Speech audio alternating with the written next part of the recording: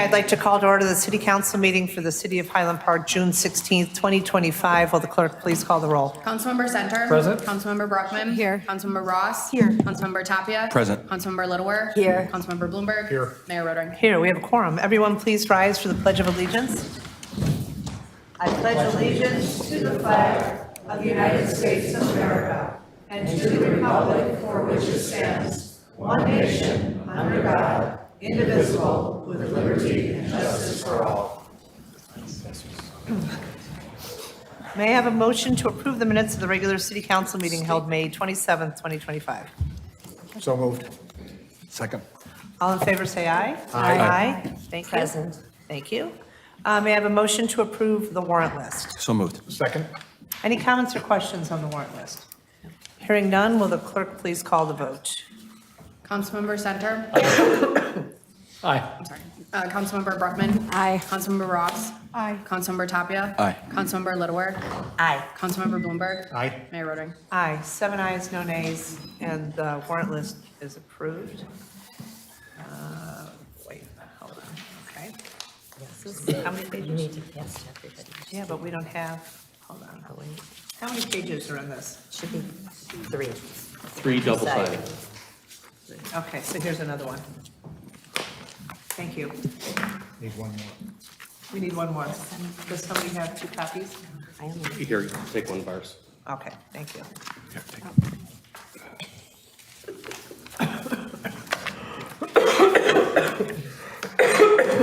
Thank you. Continuing on. Okay, report of the mayor. After more than 615 days in captivity, 53 individuals remain in captivity in Gaza, of whom less than half are presumed to still be alive. Among the hostages are the remains of 2 American citizens, young men whose families have spent agonizing years waiting to lay their sons to rest. It is unconscionable that so many families in Israel and in Highland Park continue to wait for the release of their loved ones, and we continue to call for their return. I also want to share that late last night, the city shared information into the police investigation of an anti-Semitic crime that was reported by Highland Park residents. While the investigation is ongoing, I'd like to take a moment to read the message that I shared with the community in response. It's as follows. An act of anti-Semitism reported in our community tonight has shaken many of us, and understandably so. It is a reminder that even in a place like Highland Park, where we strive to lead with compassion and inclusion, hate can still find its way to our doorstep. Let me say this clearly. Highland Park condemns anti-Semitism in all its forms. It has no place in our city. We're living through a time when anti-Semitism is rising, not only across the world, but here at home. That reality is painful for many in our community. It is personal. We understand the fear, the hurt, and the anger that such acts provoke. We also understand the pride and strength that come from standing firm in who we are and in what we believe. Jewish families have been a part of the story and the fabric of Highland Park for generations. Their contributions to our civic, cultural, and spiritual life are deep and enduring. That legacy will not be erased or overshadowed by hate. This incident is being taken seriously by our police department. We are, as always, committed to ensuring the safety and well-being of every resident. To anyone who feels afraid or targeted, please know you are not alone. Your city stands with you. We will not be intimidated. We will not be silent. We will meet hate with unity and with the full strength of our community. I'd also like to take a moment to reiterate the city's message last night that we all play a role in supporting our police department and in protecting public safety. Just like the residents last night, if you experience concerning activity or see or hear something that doesn't seem right, please reach out to the public safety non-emergency line at 847-432-7730, or in an emergency, do not hesitate to dial 911. Thank you. As for appointments, we have no appointments this evening. We do have a proclamation this evening. On Thursday, June 19th, we will celebrate Juneteenth. We are honored to recognize Juneteenth as National Freedom Day. Juneteenth commemorates the date in 1865 when, at the close of the Civil War, the brutal practice of slavery was finally ended in our country several years after the Emancipation Proclamation. I'll now read our proclamation for Juneteenth.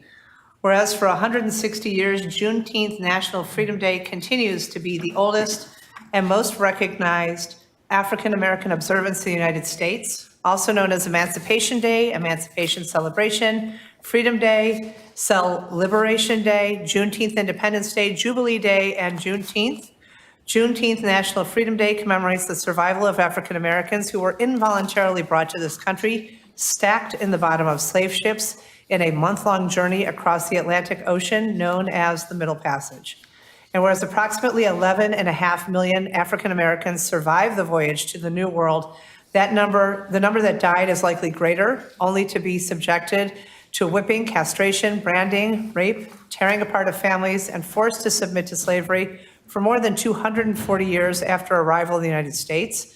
And despite emancipation under the 13th Amendment in the U.S. Constitution, they and their descendants still have not yet experienced full freedom for over 400 years, with many Americans failing to recognize that reality. And whereas Juneteenth commemorates the day freedom was proclaimed to all enslaved people in Texas by Union Major General Gordon Granger on June 19, 1865 in Galveston, Texas, more than 2.5 years after the signing of the Emancipation Proclamation by President Abraham Lincoln. And whereas Juneteenth today celebrates African American freedom and achievement while encouraging continuous self-development and respect for all cultures, and is a recognition of the many contributions that African Americans have made throughout America's history and presently, both while enslaved and liberated. And whereas Americans of all colors, creeds, cultures, genders, religions, orientations, abilities, and countries of origin share in a common love of and a respect for freedom, as well as a determination to protect their right to freedom, Juneteenth completes the cycle of freedom for America's Independence Day observances, recognizing until we are all free, none of us are free.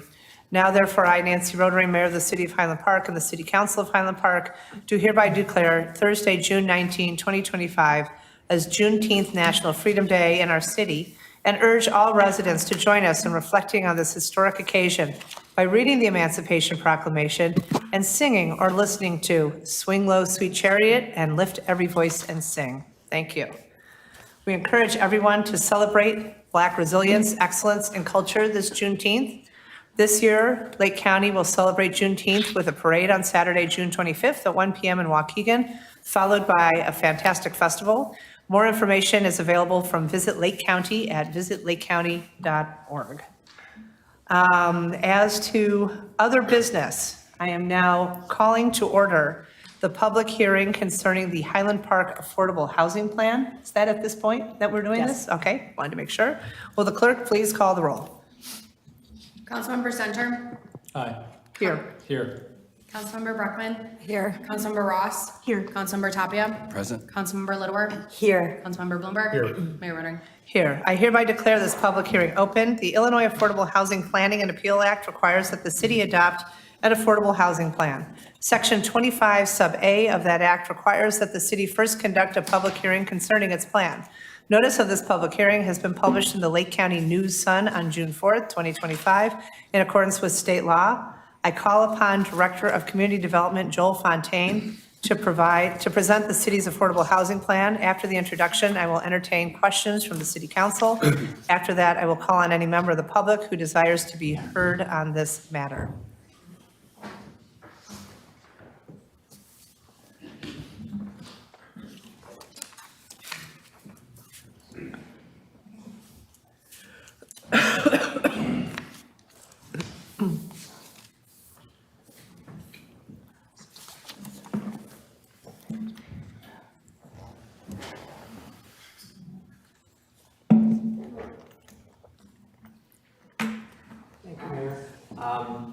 This evening's presentation is regarding the submittal of a plan to the state, which will be called the 2025 Affordable Housing Plan for the city for the purposes of the Planning and Appeals Act, which is a state act. The Affordable Housing Planning and Appeals Act is the state act that requires for all communities that do not have at least 10% of the housing units in their community deemed affordable by calculation by the state to submit a plan for how they will go about achieving that level of affordability in the community in terms of the proportion of homes that are affordable. In 2003, the State General Assembly passed an act that addressed the shortage of affordable, accessible, safe, and sanitary housing in Illinois. And that act has been amended several times since that passage, most recently by public act. And this hearing is being conducted in accordance with those requirements as amended. The Illinois Housing Development Authority, IDA, is a designated state administering agency per the act, and they play the role of calculating the percentage affordable for all communities and then providing that information to communities that are not compliant with the act. And per the act, a plan needs to be provided to the state showing how the community will achieve the 10% affordability. The state enforces the Affordable Housing Appeals Act through every 5 years, requiring these plans and requiring updates accordingly about progress in those plans.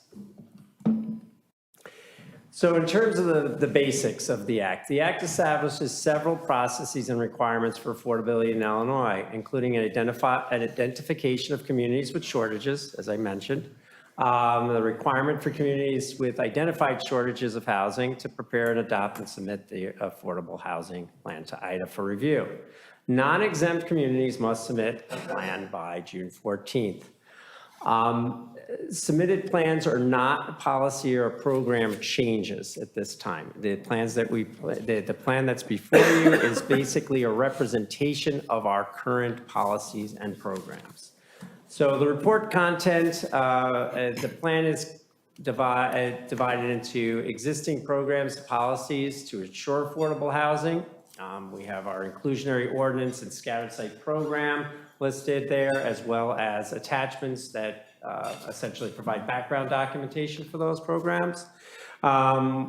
It addresses incentives to attract continued affordable housing production. We talk about market rate bonuses, increased fee in lieu, and waiver of development-related fees, et cetera. These are all things that are contained in our already adopted inclusionary housing zoning code. So there's nothing new there. We talk about and we provide a description of the local housing market and constraints, constraints to the built environment, local demand, et cetera, by our estimations. The goal, the City of Highland Park's goal for complying with the State Act is to require a minimum of 10% affordable within the jurisdiction described in subsection B of section 20 of the Act. That is the goal, and the means by which we do that is through our affordable inclusionary housing program, which does, after market rate unit bonuses and other cost offsets, essentially require about 15–16% of all new housing that's constructed to be affordable. This is the same goal as in the 2020 plan submitted to the state, and so it doesn't represent any change. Action needed by council. So staff recommend the council vote to adopt the resolution of approval for the Highland Park 2025 Affordable Housing Plan and to submit it to IDA as required by the Act. At the May 7th meeting of the Housing Commission, the Commission voted to recommend approval 6-0 of the 2025 Affordable Housing Plan to Council. That's the end of our presentation. So essentially, you are asking that we affirm that we are pursuing the state's mandate of 10% of our housing stock falling within affordable housing standards. That is correct. and We're that- not looking at our affordable housing plan per se tonight in terms of how we pursue affordable housing through new developments. We are just basically saying, we have a plan, this is our goal, here it is, and then if at a later date we want to dissect that plan, talk about new approaches, talk about new standards, whatever, that needs to be added to the agenda. And Yes, and essentially, that's this was due 2 days ago, is my understanding? Yes, it was. Last meeting, we had indicated that it was on the agenda for the May 27th meeting. However, we needed to ensure that this was noticed properly, the hearing, and it was not at that time. So we asked for this to be postponed to this date. We did contact the state about that. They did not express concern, given that timeliness of this meeting relative to the due date, which was Saturday technically. Got it. We did send the draft to them indicating that the Housing Commission had recommended to the council approve, but that the council had not yet approved. And so should the council approve, we will be communicating that to the state tomorrow.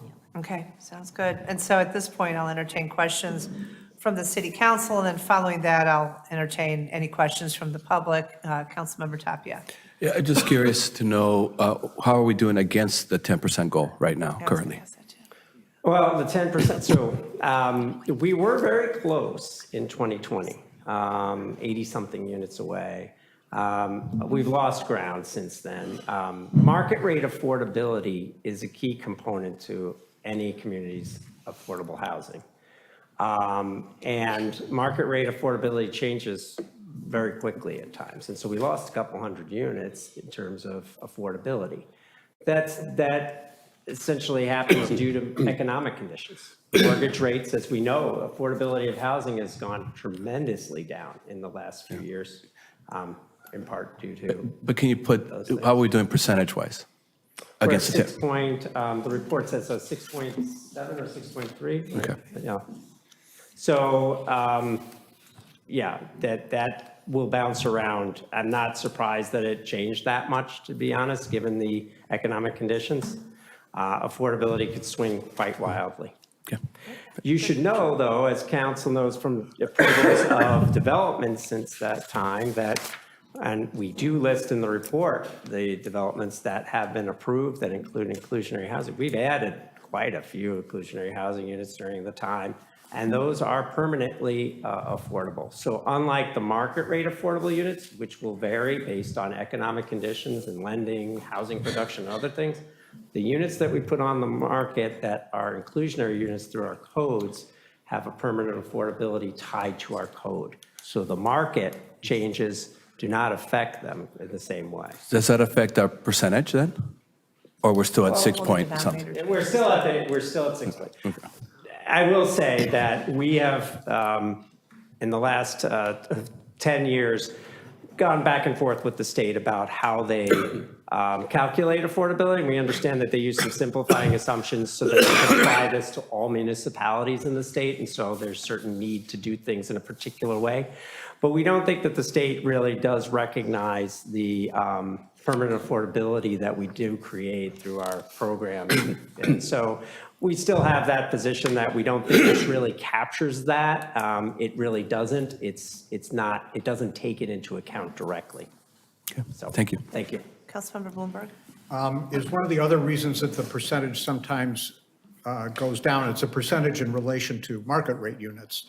We've had a pretty robust development period with a lot of market rate units added, so that also affects the percentage in relation to those market rate units. It's a dynamic situation. Yeah, there's the total number of housing units in the community, and then there's the calculation of how many of those units are affordable. And so new housing tends to be less affordable than existing. So That's true. typically, if a development goes forward under our current ordinance, there are more market rate units in a condominium or apartment building than there are affordable units. That contributes to the changing percentage. It definitely does, but know this, that because of our inclusionary housing code, we are making progress toward that 10% with each development that's approved. Because on average, they require about 15 to 16% of the units be affordable, certainly more than 10%, depending on, how that's what the state requirement is. So we're gaining ground, if you will, because if you only required 10%, you never actually get to the 10%. Because we're a built out community. We have thousands of housing units that if you only require 10% and all new, you'd never get to the 10% overall, unless the market rate affordability increased greatly. Thank you. Thank you. Councilmember Ross. Thank you, Mayor. I wanted to ask how much money is in the housing trust fund, the fund that gets the fees, demolition tax, fee in lieu, how much money is in there? And I do know that you're leveraging the money to get other grants. It's magnified. You can use that money to magnify itself. But I just was wondering how much money is in it? Over 1.5 million. I don't have the number right off the top of my head. I can look it up for you if you'd like, but we're around 1.5, and we're going to get additional payment in lieu from developments that are occurring now. So the number is keep moving, but I don't have that number yet, but we're developing our budget for next year and we'll have it soon. Thank you. But the fund definitely has 1.5. Yeah, real quick, Mayor, I think you effectively asked my question, but by submitting this, it's effectively a compliance measure, and it doesn't preclude further discussion from a policy perspective at all. No. Okay, thank you. This is to comply with the state act.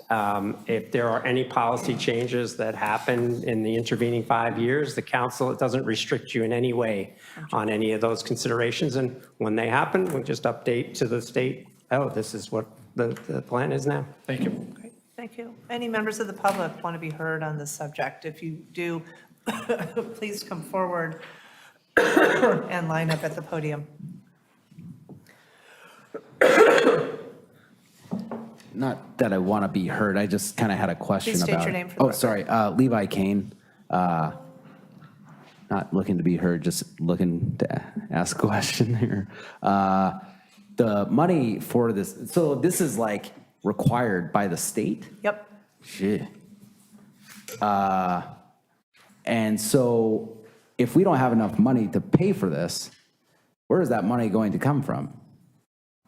Like, it sounds like, This is something that has been in existence for a while, and it is aspirational that we are trying to achieve. It's not that we are penalized if we fail to meet this metric by a certain date. It is Okay. out there as an expectation by the Okay. state, and happy to point you in the direction of all of the affordable housing work that the city's been doing since 1968 yeah. to provide affordable Okay. units. I thought we were like down to 6% and we had to like immediately get to 10%. I was like, No, how we're is not that gonna even start- possible? Okay, Yeah, cool. we're okay. Thanks. Thank you. Thank you.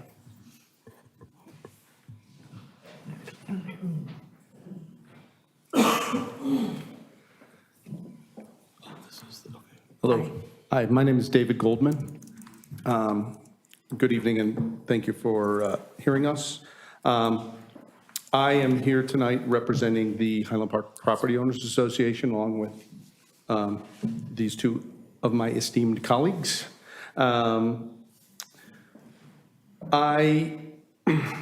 We have, as the Highland Park Property Owners Association, have been working towards a goal of creating strategies to both increase the quantity and quality of our affordable housing units in Highland Park, while also increasing local and visitor population traffic in our downtown and other retail neighborhoods in order to sustain and grow our local businesses and our restaurant base. As you may be aware, Highland Park has seen its share of affordable housing drop as percentage stock from approximately 9% in 2018 to around 6% or a little more today. Our restaurants and businesses continue to report that the key to their sustainability is seeing more traffic, feet on the street, if you will, to support these businesses during the day and our restaurants during the evenings, while also filling up our vacant storefronts. Our group has been working diligently on plans to enhance the existing affordable and inclusionary housing plans for the city of Highland Park. We believe the current plans are well-intentioned, although they fail to deliver significantly meaningful results and can be enhanced and strengthened to the benefit of all stakeholders in our community. Our prescriptions are simple and straightforward.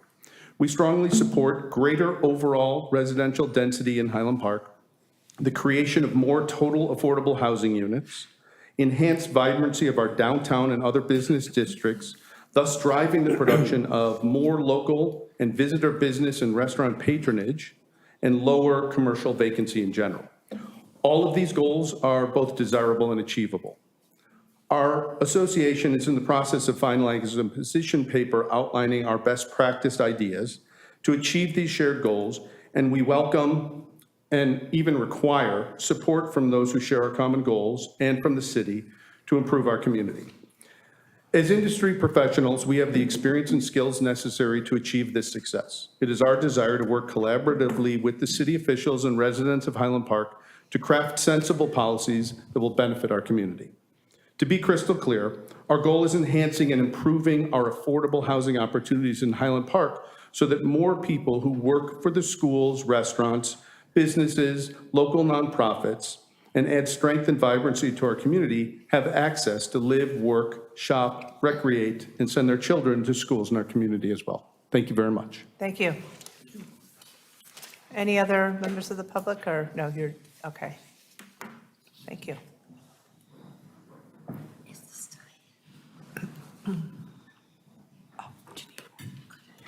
Hello, everybody. I'm Amy Kaufman. I'm Vice President of Community Partners for Affordable Housing. We are the city's partner in administering the inclusionary housing ordinance. And since this was going to come up tonight, we thought we would share a little bit about our perspective. We see the Highland Park inclusionary housing program as extremely successful and extremely effective. The IHO has created 52 rental units and 13 ownership units over the past however many years it's been in existence. It's probably about 20, with much of the development weighted into later years, with much more being built, as Director Fontaine stated, and in the pipeline. It is a model not only locally, so many communities around here have modeled their own affordable housing programs after Highland Park. There's a reason for that. They also see it as successful and effective, but your leadership is also a model across the country. We see it over and over again. It comes up at conferences, it comes up at meetings, it comes up in seminars. Highland Park, Highland Park, Highland Park. Highland Park has been a leader in this because people see this multi-tooled approach that Highland Park has taken, including the inclusionary housing ordinance, as very effective in creating affordable housing opportunities in communities like Highland Park. The program serves its intended audience. We hear from developers, one of the things that they really love is the certainty involved in the ordinance, that they know what to expect, they know what to plan for. And we also are the boots on the ground, so we hear from the residents. We hear from the tenants, we hear from the homeowners, and their reactions are overwhelmingly positive. We thought we would share an email that I got just the other day from a new inclusionary housing owner who encouraged me to share this is the family of the woman who bought the unit, who would like us to share their thoughts about having had this opportunity. As a family, we are truly endlessly thankful for this incredibly special opportunity. My mom and I are grateful every day that my sister has this beautiful, safe place to live and that she has settled in so quickly. She is so proud of her home. Many residents of the building have already reached out with such a kind and caring welcome to her as well. We can hardly believe how lucky we are. So that is a typical email that we get from the group of people who we work with to help them secure affordable housing. And it's really a credit to your leadership and to Highland Park for having stuck with it and continued to be a leader in this arena for so many years. So thank you. Thank you for your partnership. We appreciate it. Thank you. Any other members of the public wishing to be heard during this public hearing? Okay, seeing none, I will now seek a motion to close the public hearing. So moved. So moved. Second. Thank you. Who was the motion? I was the second. Okay. I think motion by Councilmember Littler, second by Councilmember Tapia. All in favor, say aye. Aye. Aye. Any opposed? The ayes have it. The public hearing is now closed. Thank you. One more item from the mayor. This weekend, we're celebrating Highland Park's signature event, the Taste of Highland Park. Please join us on Friday and Saturday, June 20th and 21st, from 5 p.m. to 10 p.m. along Central Avenue at Port Clinton Square to sample over a dozen local premier food and beverage vendors and get a taste of what sets Highland Park apart on the North Shore. This year's family-friendly entertainment will transport you back in time to your favorite musical era. Relive your favorite hits from the 60s. Who wants the 60s? No, just kidding. Through the early 2000s across multiple genres, hip hop, Latin disco, rock, and more. 2 Hype Crew and Queen tribute band, Queen Flash, headline on Friday and Saturday, respectively. In addition, globally recognized DJ Madrid returns as the city's resident DJ on Friday night, while local favorite DJ Julian keeps the party going through Saturday. We'll also be welcoming performances from Uptown Music Theater and Highland Park Players, each offering previews of their summer productions. In case you work up an appetite with all of your moving and grooving, 15 Highland Park residents will also be on site, bringing diverse flavors and dishes, including Italian, Mexican, Indian, American, European, Asian, and more, as well as sweet treats, wine, beer, cocktails, and more. Big thanks to our sponsors, Porsche Audi Exchange, First Bank of Highland Park Bank and Trust, Highland Park Community Foundation, Sunset Foods, and Renewal by Anderson. Many thanks to our outstanding city staff and event production team as well, including Assistant City Manager Aaron Jason, Marketing Coordinator Diane Larson, staff from Police and Public Works, Annalise Strongen and the team at Ripple Public Relations. Visit enjoyhighlandpark.com/taste to explore the entertainment lineup and browse participating vendors. Cannot wait to see you at the Taste this weekend. That is it from the mayor. Our next item is business from the council, and I'd like to recognize Councilmember Ross, who would like to share about her experience participating in the city's CPR AED certification class. Councilmember Ross.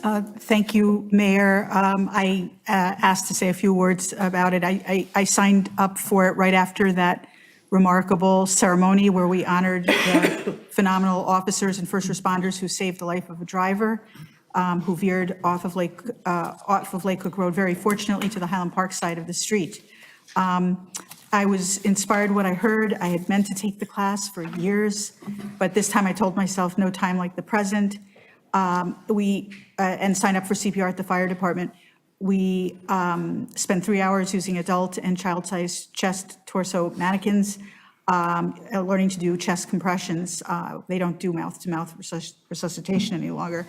We also learned the Heimlich maneuver for both adults and children. And I want to commend and thank Fireman Pete Goss, who trained us and did a fabulous job. And he also told our class about the quote-unquote Stop the Bleed training program that Highland Park established after the mass shooting, because there's so much that passerbys and Good Samaritans can do to stem bleeding and save lives before first responders even can get to the scene. And I want to say, if you go to the city's website, you can find available classes. And if there are no openings, Fireman Goss said that they are happy to schedule new ones for groups if you contact the fire department. So don't give up if the classes appear to be full online, just call or email them. And I was excited enough about doing it that I asked to share. Wonderful. Thank you, Councilmember Ross. So we encourage everyone to visit cityhpil.com/fire to learn more about CPR, AED, and Stop the Bleed training. And yes, thank you, the AED,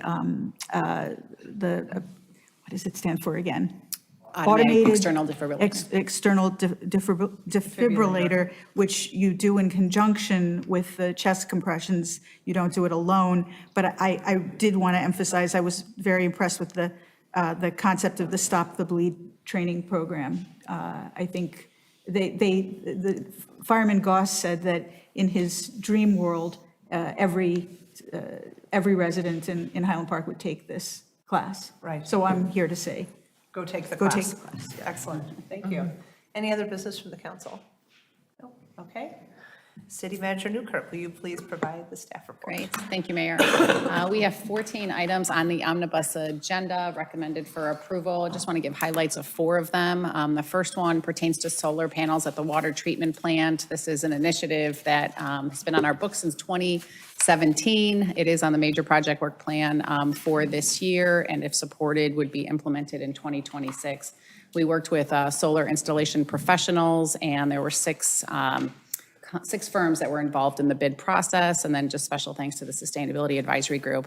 I know there were some questions about this item. Councilmember Littwer asked that it be pulled, so that's item number 1. Item number 2 is the license agreement with Arbor Terrace to relocate the beloved Miss Nitro sculpture that is being restored as we speak. Subject to approval, the plan is to have the sculpture relocated in October. We've had a great start to a professional relationship with Arbor Terrace as it pertains to the acceptance of the sculpture. And then in terms of next steps, subject to approval, we are planning to do some landscaping. I know Councilmember Tapia asked about if there would be a bench or seating. So we will plan that next phase as part of phase 2 after the sculpture is installed.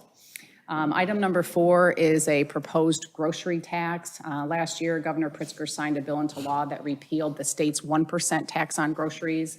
That law also permitted local municipalities to be able to impose their own 1%. So we are strongly recommending that this tax be advanced. Again, it would be a net zero for the public, but the revenue is extremely important for the city to advance critical services and align with its mission. So public safety, infrastructure investment, and other services that we provide. Can I jump onto that for 1 second? Yeah, and I just want to say, subject to approval, it would be in effect in 2026 at the same time that the state's tax would be repealed. So my understanding is this is a tax that was already a local tax that the state administered and chose to now say, we're getting rid of it, even though it wasn't their tax to get rid of. That's correct. So the bottom line is, there is no change, as you mentioned. It is about $840,000 per year that goes to police, public works, and everything else that we Correct. do at the city. So there's a net no change to the residents. It was just sort of a fast move by the state to look like they were doing something when in fact it wasn't really theirs to take away. Yes, that is absolutely correct. And we have been in communication with municipalities across the state. There have been over 160 municipalities that have already approved the grocery tax, again, to take effect in 2026. And then in our immediate area, if communities have not adopted it already, everyone has indicated they're talking about it or they have plans to do so. Right, my understanding was over 200 have planned to do so. Yep. And then just the last item is item number 14. We had a committee of the whole discussion at 5:30 today regarding amendment to chapter 70 and 71 as it pertains to motor vehicles. Specifically, this references scooters and e-bikes. And so if we could pull that item, and then we have the ordinance that we can show on the AV screen to display the proposed changes based on the policy discussion at the committee of the whole meeting. Thank you. And then the second item, I'm going to ask Director Fontaine to step to the podium. Wanted to give an update of one of our major projects. It pertains to the possible consideration of adoption of the stretch code. So again, this is just for your information only at this time, but I've received a couple of questions about where are we at with this project. So just want to give you an update at this time. And then we have a next step slide as part of this short presentation. Thank you, City Manager. So for informational purposes only, building and stretch code update presentation here this evening. Just we'll cover real quickly, just a little background here. So the City of Highland Park has sought out opportunities to contribute to achieving greater energy efficiency.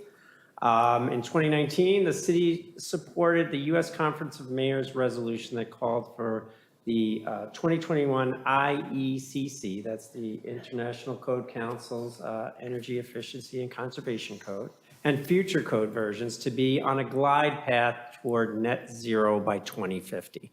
Net zero means net zero energy use by the buildings and property.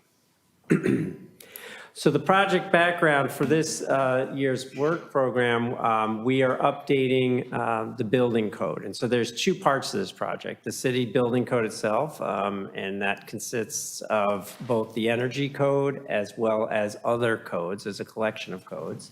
So we are updating the building code from the International Code Council's 2018 code cycle to its latest, which is the 2024 code cycle. That code cycle was published in September 2024, so it is the most current. The ICC, the International Code Council, works on a 3-year development cycle for international building codes, and they do a huge public process, if you will, whereby stakeholders are contributing to the ongoing evolution and development of code revisions. So we all benefit from utilizing those code standards, if you will, as municipalities, as opposed to having to do that work ourselves. We are assessing the 2023 Illinois Energy Stretch Code. This became available for adoption by municipalities on January 1st of 2025. This code was developed by the state. So what they did is they used the ICC codes to develop the energy stretch code. Because right now, we are on what is called the Illinois Energy Stretch Code 2021. And so we are on that code by reference, and that's the base code, if you will, for the state. And so the state came up with a stretch code that they developed with stakeholder group input for local adoption as a local option. So you have to be on the state base code. The state has set as an energy initiative that all municipalities have to do that. But for the stretch code, it's a local option if you want to go above and beyond. Energy codes in general are among the most cost-effective tools to meet municipal energy and climate action goals. In 2021, the state adopted the Illinois Energy Transition Act. And per this act, the state developed the Energy Stretch Code that I mentioned. The state's base energy code is the 2021 Energy and Conservation Code and is mandatory and was effective January of 2024. In our codes, we adopt by reference that state code as required. So as that base energy code changes, our codes change automatically based on the state changing its code. The Illinois Energy Stretch Code, on the other hand, is a local option for municipalities to go further in terms of requiring energy efficiency in buildings. It does align with the city's environmental sustainability goals in efforts to try to lower greenhouse gas production and other energy and pollution prevention goals. So in terms of the latest update, since last update, staff hosted a seminar with the Midwest Energy Efficiency Alliance. We discussed improved energy efficiency benefits of the stretch code and answered other questions about the code in general. It was a good presentation. May 8th, there was a presentation of the Energy Stretch Code to the Sustainability Advisory Group by an organization called Slipstream. Slipstream is a consultant collaborating with the Metropolitan Mayor's Caucus, ComEd, and the Midwest Energy Efficiency Alliance to support adoption by municipalities of the Illinois Energy Stretch Codes. Again, the Energy Stretch Codes are a local option. And so thus the initiative to inform and educate folks is going on by multiple organizations and groups with interest in energy efficiency and pollution prevention, et cetera. The city also submitted grant applications for technical assistance, and we'll talk about those in a moment.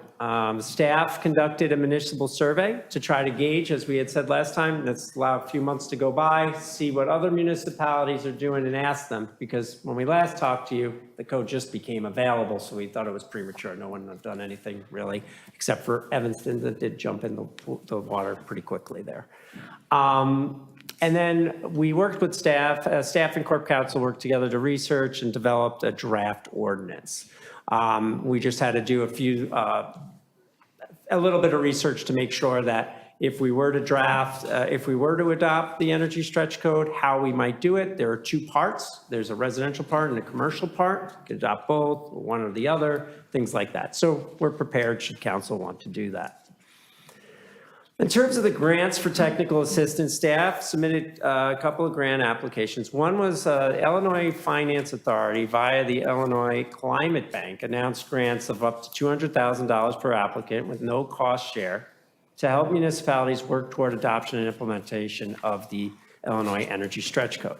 Now, just to keep in mind, the Illinois Energy Stretch Code has already been developed by the state. This is about understanding what those changes are, communicating it to stakeholders and others to educate and do outreach, et cetera. They'll also fund some work on as cost estimating and things like that, we're told, and we'll see more about the details on that should we be awarded. But there are preliminary estimates, but only for the residential end of things, and we've included that as an attachment to this report this evening. But we don't have really good information about additional or incremental costs of the stretch code for commercial development, commercial buildings. This grant from the Illinois Finance Authority through this climate bank, it does not require adoption of the Illinois Stretch Code. So we're not required to do anything should we get it and accept it. That's our understanding, and we'll make sure of that and inform you if there are any requirements, but that we're not aware of any. And so that's really quite good. It's a really genuine effort to try to educate and do outreach on this matter. Because energy stretch codes, although we're talking about the energy stretch code for the 2023 energy stretch code, the state intends to do what the International Code Council does. on a regular cycle, update those. So there may be a situation where communities say, you know what, for the 2023 energy stretch codes, I'm just gonna go with what the state spaces. But then they're gonna come out with another set of codes about, they're gonna try to hit a 3-year cycle, and maybe then the community decides to go in. So really, the idea of a stretch code is an ongoing thing into the future where these will be at regular intervals developed and offered for local adoption as an option locally. The second grant was the American Council for Energy Efficient Economy. This provides technical assistance in community education programming focused on electric appliance adoption for residential and commercial properties. As you may be aware, there's a lot of focus on moving away from gas-fired appliances and such. And so both for energy reasons and indoor air quality health reasons, due to pilot lights and such burning fuel at all times in your home. So we applied for both of those, and the Sustainability Office and Aaron Jason, Assistant City Manager, has been really great at identifying those and running after them, and so we did. Stay tuned on what we get. So another part of the update is the municipal survey. We conducted one through the Northwest Municipal Conference, which is a really handy tool. This is a real great service. So we asked folks, amongst other things, we asked folks adoption of the stretch code. Did you do it? So of the 16 municipalities that responded, one community, Evanston, adopted the 2023 Illinois Energy Stretch Codes. They did make it effective October 1st, 2025. So they did adopt it in February, but it's not effective till October. Okay, so that's just important. When you adopt building codes, sometimes you can make them effective the date you adopt them or a delayed effectiveness. Okay, so they chose to delay that to October 2025. Glenview responded that they're going to adopt sometime in 2025. We don't have any more information than that. That's what they responded. The 14 other municipalities responded no. They have not. Considering in the future, considering stretch codes in the future. So 4 responded, Deerfield, Evanston, Glenview, and Streamwood, said they are likely to consider future versions of the Illinois Energy Stretch Code currently under development. As I mentioned just a few moments ago, the 2023 version is just the version available today. The state's going to continue to develop these. As new code cycles come out from the ICC, they will make some variation from that and call it the Energy Stretch Code and offer that for local option. So those communities are saying, you know what, we're looking at the next round for energy stretch codes. Okay. Sustainability Advisory Group feedback. So as mentioned earlier, on May 8th, Slipstream provided a presentation on the energy stretch codes to the SAG, or the Sustainability Advisory Group.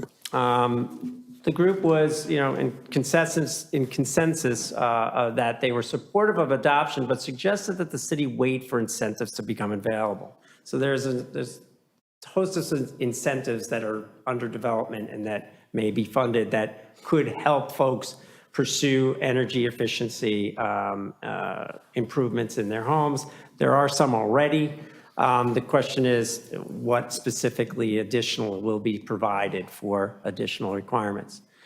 They noted that there is a significant financial undertaking to reach compliance. They discussed the difficulties with retrofitting homes. And they also discussed perhaps that the city work with other North Shore communities to pass legislation at the same time, similar to the lead Highland Park, Glencoe, and Wilmette took, by establishing the regional leaf blower working group and then the related codes that followed. That's what SAG had to say. And just a real quick one slide. I understand it's a technical memo. It was provided in your packet as an attachment to this item. It's from the Northwest National Laboratory. It's talking about, looking at the residential end of things and the stretch code the state has adopted there. And it looks out over a course of 30 years and finds that there's a net positive, about $2,300 in life cycle energy cost savings, as well as about $6,500 in avoided future retrofit costs for electrified technologies. So the total life cycle savings that they identify are about $8,800. The average household can expect savings about $248 in annual utility bill savings. Of course, utility bills changed based on the rates and all, but it was roughly a 9.6% at the time that they did their calculations there in that report. And so that was the Capital Development Board information release. So the Capital Development Board is the group that is essentially charged with at the state of developing the energy stretch code. So they had gotten this particular study done. Next steps, we're going to assess the incremental costs with design, construction, training, modeling, and enforcement over the mandatory Illinois Energy Code. And so what does that mean? So we already have to follow the state-based energy code, right? It's the 2021 Illinois Energy Code. What we're trying to discern is, by adopting the stretch code, what incremental work above what we're already mandated to do by having that code be adopted would we need to incur? So we don't have an answer just yet, but we're working on trying to get an answer to that question. And then we're assessing the mandatory state code versus the state energy stretch relative to the glide path to net zero by 2050. I have a couple of questions into the state about that. And why is that important? The reason why we're touching base on that is because of council's guidance in saying that you want to follow and encourage the International Code Council to develop codes that have a glide path to 2050. That was a policy decision that we made, and we did encourage that, and we did vocalize that during that code development cycle back then. And so what we're trying to assess is the state base code on that glide path, that policy direction that council gives, or is it now the stretch code that is, and the state base code is not, or falls short? We're trying to assess that and trying to gauge what the difference is in terms of the two. That way you have that at least for a policy framework or context of what we're trying to achieve by these things. Where are we going with this? What's the out year look like? Well, that 2050 out year is that very important policy target. And then we will present recommendations and amendments at a future committee of the whole meeting. And again, we will have our general building codes will be updated. That's a big part of the project, but that's not related to the energy stretch code. The energy stretch code will be either adopting the state energy stretch code or not. It's already developed. So I just want to make that clear. Okay. That's the end of my presentation. If you have any questions, please let me know. Thank you, and thank you for the update. I know that's been sort of a source of curiosity for several months now. Sustainability is one of our priorities, but we also just heard about housing and the challenges of bringing on more affordable housing units, and so adding to the cost of development is always going to be a balance. I so appreciate the work that the Sustainability Advisory Group has done in assessing this. I think that's the place where we should be hearing the analysis. And I agree with them. I'm interested in waiting to hear what incentives are coming down the pike, because to that end, it is expensive. It's important work, absolutely, but it is going to be a costly endeavor. But one question that I have, are there opportunities for us to provide education to the public now in terms of what they can be doing? What sort of opportunities are there in terms of changes that they can make residentially? Is there, I'm sort of going in circles, is there a way to educate our residents in terms, and our developers, in terms of things that may be coming that they can already be thinking about? In other words, can we educate before we regulate? We could and we can. We've applied for grants, as we mentioned, to help launch such an education campaign, if you will. At least that's my understanding of them, and Erin can speak a little more to that. Education is a major work plan objective of the Sustainability Advisory Group. So even like the Bear Hub grant that you noticed in there, they don't actually give you funding, they just give you a person to help you. So when looking at all the different focus areas, right away Sustainability Manager Knight and I said, let's focus this along with stretch codes on the electrical appliances. That's something SAG worked with the library last year to make sure that there's an induction stove now that you can, a tabletop induction stove that you can check out from the library as part of these efforts in education. So that is something that we are putting in the Highlander, we're putting in Sustainability Sunday Post. So this is a very big piece of regular education that's already coming out from SAG, but that will continue to be enhanced. Great, thank you. And you should know, Mayor, we're working with permit applicants on a daily basis enforcing the state's base code for energy as Sure, well. Sure. Councilmember Tapia? Yeah, two different kinds of questions. I'm trying to reconcile the 2050 goal with what we passed a year and a half ago with a goal that had us trying to achieve net zero by 2035 or even 2040. How are they related?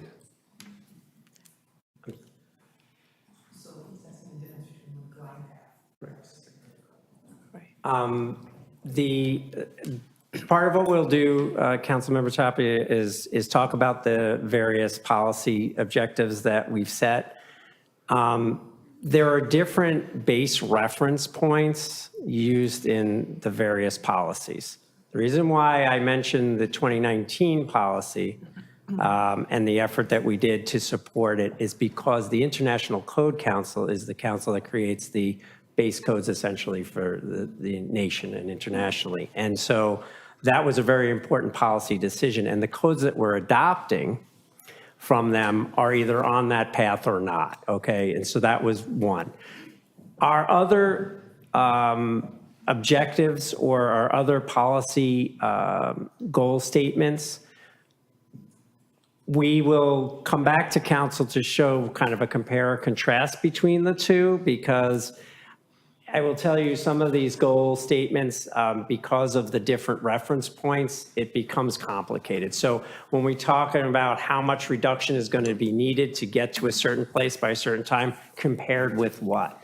Now, net zero is net zero. So if you're going to get to zero, then you're going to have to either be on an accelerated path or not. But whether a particular code is on a glide path and what glide path it is, that will be brought to you at another time. So I hope that answers your question. I don't have the specific answer, but we have to look at all of our policies to see how this match up. Why we looked at this particular policy is because that's what the International Code Council and that whole initiative was about. And that's what we're using. Got it, okay.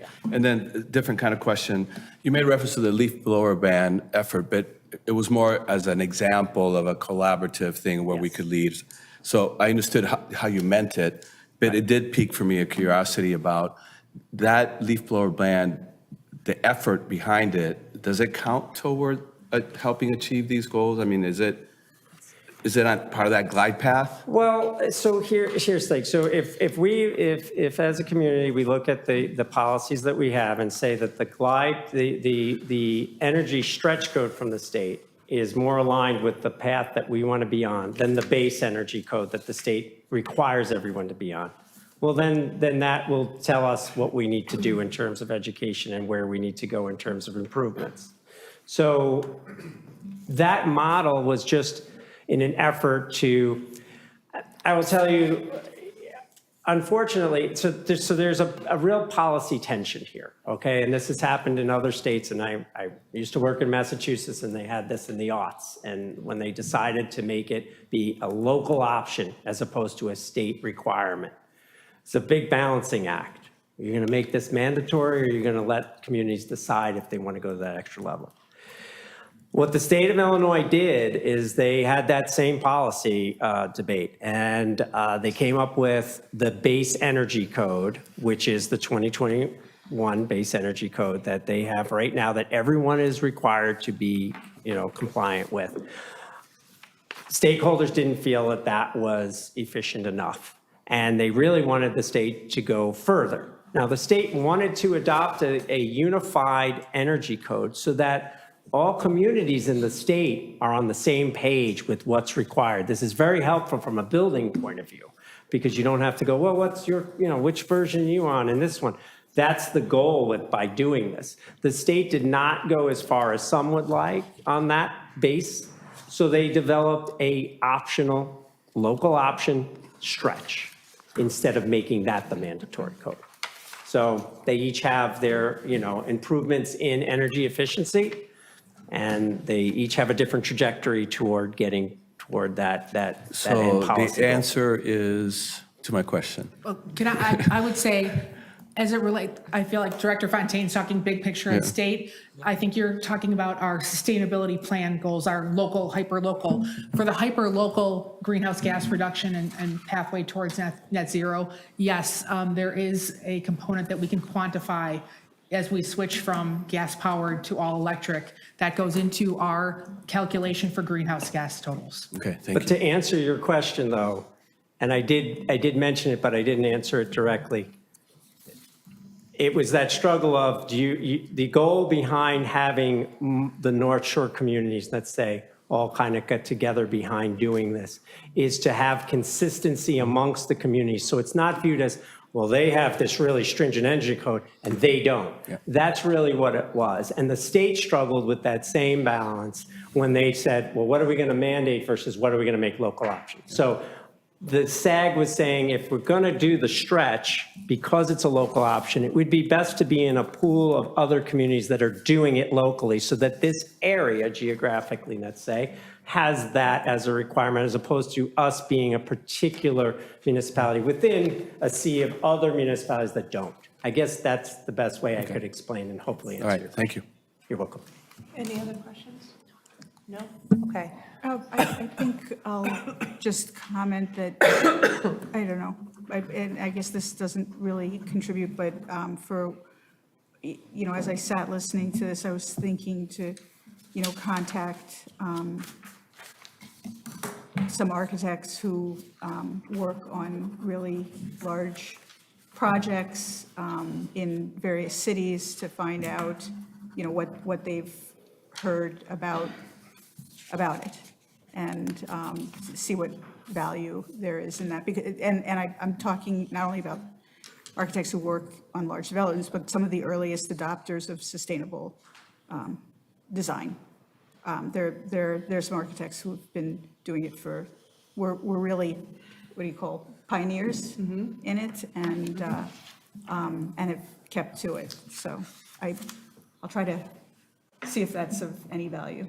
Well, and I think, again, working through the Sustainability Advisory Group and their bank of knowledge is a good place for this conversation to be continuing to come from. And to be clear, anyone can what we would call over-design, right? Right. You can always do things that Nothing's exceed precluding the you from code doing requirements. This is more. minimum code requirements. Gotcha. That's what that is. Great. Okay, well, appreciate the update. Thank you very much.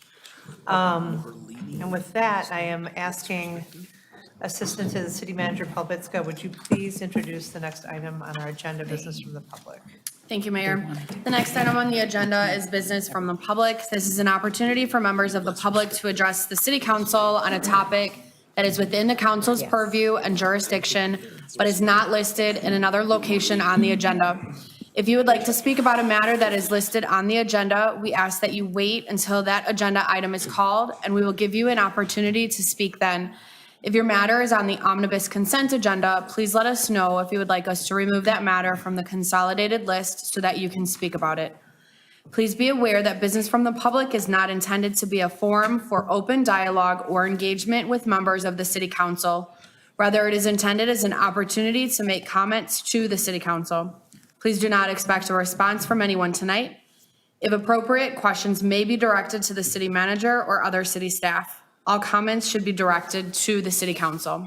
All speakers will be limited to 3 minutes. We request that speakers refrain from throwing objects or using noisemakers, and that the public not applaud or make other comments after any speaker. We ask that everyone be respectful, civil, and non-repetitive. Thank you. Good evening. Thank you. This is Carl Lambrick speaking again for the City Council. I brought up before about the military housing. I knew someone now who was in the military housing, and his housing allotment per month was $3,500. That's $42,000 for one apartment or house, whatever it is. And this represents maybe the high end of military housing. But this company still doesn't pay any taxes. It's not fair for the millionaires and billionaires to get away without paying any taxes. It's time that it happens. And the group that congregated here in Highland Park on Saturday, these were the right group to go to Congressman Brad Schneider and encourage him to bring this up in Congress. And I think the city should become involved. And not only this city, the city of North Chicago and Glenview. And when we get this done, we'll start having less people don't have to pay all the taxes just for these millionaires and billionaires not having to pay any taxes.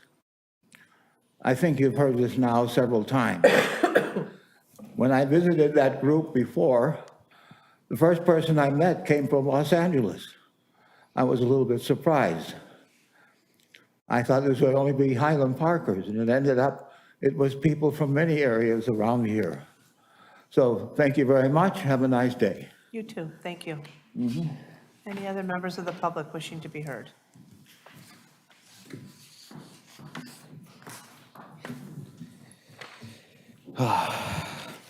Man. Levi Kane. So what I'm holding isn't just paperwork, it's a turning point. By the next town hall on July 14th, signatures will be drawn on the table for what I call the Ravinia Pact. Because real leadership isn't about being first, it's about being bold enough to give it a shot. The Ravinia Pact is a three-way agreement designed to restore trust, generate local support, and bring meaningful economic relief to the neighborhood. The three parties include the Ravinia Festival, the Ravinia Neighbors Association, or RNA, and the City of Highland Park. On May 6th, I sat down with the personal office of Jeffrey P. Hayden, the CEO of the Ravinia Festival. To his credit, Jeff was thoughtful, honest, and open. We connected over our shared love of music and Ravinia's stated mission to enrich lives through the transformative power of music. And we both acknowledged lives can be enriched in more ways than one. We spoke for over an hour and a half. Yes, he even missed his next meeting, as we discussed how the lawsuit between the festival and the brewery casts a long shadow over the community. I'd say that we agree. It's time to build a bridge, it's time to reconcile, and it's time to move forward. But there's one thing Jeff told me in so many words that stuck with me. I just wish there was more that we could do, but you cannot give charitable donations to for-profit businesses. What would we tell our donors? Well, under this pact, here's exactly what the festival can tell their donors. The Ravinia Festival will be granted a seat on the board of the RNA, symbolizing unity between the festival, the neighbors, and the neighborhood. In return, the festival will contribute $250,000 annually for 10 years as a charitable donation to the Ravinia Neighbors Association, a 501c3 nonprofit representing the very neighborhood that gave the festival its name more than a century ago. Those funds won't sit idle. They'll flow directly into the Ravinia district itself. The RNA will distribute the money evenly among qualifying neighborhood businesses that drive foot traffic to the area. To qualify, a business must have been open for at least 3 years, operate minimum 5 days a week, 8 hours a day. In short, this plan rewards resilience, not dependence. In return, those businesses will commit to cross-promoting the festival, helping amplify the very institution that draws visitors to our community. And just as importantly, the festival will agree not to pursue any future lawsuits against local businesses simply for using the name Ravinia. This clause acts as a firewall, protecting the neighborhood from this kind of legal battle that caused this rift in the first place. Finally, the city of Highland Park, through its current mayor, Mayor Nancy Rotering, will reaffirm its agreement not to tax the Ravinia Festival. But this time, it will run congruent with the 10-year cadence of the Ravinia Pact instead of their current 25-year cadence. No blank checks, no unaccountable decades, just fair terms in rhythm with our shared commitment. When I met with the RNA on Wednesday, President Noah Plotkin rejected this proposal without any discussion whatsoever. But once Nancy signs, I will proudly cast my vote for her re-election, not out of allegiance, but out of recognition that she too is willing to lead when it matters most. You can follow the link in the description below at amendhp.com/plan. Thank you all very, very much. Talk later. Thank you. Any other members of the public? I'm Joanne Bernstein. I wasn't clear. I want to address something that's part of the omnibus considerations. Which number? I don't know the number about. You want to talk about Ms. Nitro being moved? Number 2. Number 2? Okay, why don't we do this? When we call that item, then I will have you come share your comment, if that's okay. Okay. Thank you. Any other members of the public wishing to be heard on an item not on tonight's agenda? Okay, seeing none, we'll move on to our scheduled business. Hearing from Ms. Bernstein, I'll pull item 2. I know you wanted to pull item 1. To pull 16. 16 is not under the omnibus. Number 3, just a couple of questions for the auditors. 3, you want to pull with questions? Thank Okay. you. So I'm seeking a motion to approve items 4 through 13. So moved. No, through 13. You're right. Thank you. Do you have a motion? I moved. Do you have a second? Any comments or questions on items 4 through 13? Sounds good. I'm sorry. Hearing none, will the clerk please call the vote? Councilmember Center. Aye. Councilmember Brockman. Aye. Councilmember Ross. Aye. Councilmember Tapia. Aye. Councilmember Littlewer. Aye. Councilmember Bloomberg. Aye. Mayor Rotering. Aye, 7 ayes, no nays. Items 4 through 13 have been approved. Item 1 is a resolution approving an agreement with Verde Solutions LLC of Chicago, Illinois for engineering, procurement, and construction services for installation of a solar energy facility on the city water treatment plant. You asked me to pull this. Yes. So I wanted to pull this one because, well, I think it is a wonderful initiative and a good place to start at our water treatment plant with solar panels. It would really affect about 4%, which is very small, but I still think it's a good beginning. But the prices of this seem very high, and some of the incentives that we hope to recoup or bring back in terms of the carbon, we're not even sure if we really can get back. And I just think it's premature to move forward with this particular contractor. I do like the part about the fact that the city would retain ownership. So I really think we're on the right track, and I think staff has done a great job on it. I know there were several companies initially that we wanted to have to work with, and these were the 2 contracts that actually came to full bid. But I don't think that we're ready to move forward with this without further comparison. One question I would ask is, did we speak with the schools? And did we go over all the vendors that they used on their buildings? Because there are several schools which have been redone. And what was the outcome of those conversations? So my understanding is that we've been looking at this for 8 years. I'm going to defer to the city manager to talk about how the bid process occurred and how these vendors were chosen. Yeah, thank you, Mayor. And I'll also confer with Assistant Manager Jason, who also serves as the staff liaison to the Sustainability Advisory Group, where this was also reviewed. So I can assure you that we did do a significant amount of research. I mean, certainly starting in 2017, when we first started talking about the possibility of solar panels on the water treatment plant. Initially, we were looking, the objective was, can we reduce our overall electricity cost? Because that is an enterprise at that location, so we pay out of pocket for electricity. And then upon further work, we talked to other municipalities, our other local governments, such as the schools district. We looked at experts in this area. So I am comfortable, based on the research report and recommendation, that this was thoroughly vetted. Now, certainly, this is a policy question. This does align with our environmental sustainability policy or priority, but this is certainly not a absolutely imperative that we need to do this. So if you're not comfortable given the cost, and it is significant, and just weighing the cost with the environmental benefits, certainly it's up to you. But I don't believe waiting in a year that we would get a different outcome or anything. I'm not suggesting that we wait a year at all. And I do think we need to start somewhere, and I think you've really begun that process. But it does seem that the 2 bids that were completed, one of them is giving us different information than the one we're going forward with. And that significantly, since it's an incentive, it affects the cost. So if this is a $670,000 thing that ultimately will only cost us $72,000, but we have to wait, close to 30 years before we recoup it all. And some of it we don't even know if we're going to recoup. I just think that there are too many unanswered questions that I still have, even though I know a lot of work has been done, and I'm very grateful to y'all for doing it. But it does lead me also to think that maybe because this is so new as an industry and so many of these incentives are still being whittled through, figured out and everything else, that maybe it's not the right moment to act on this particular agreement.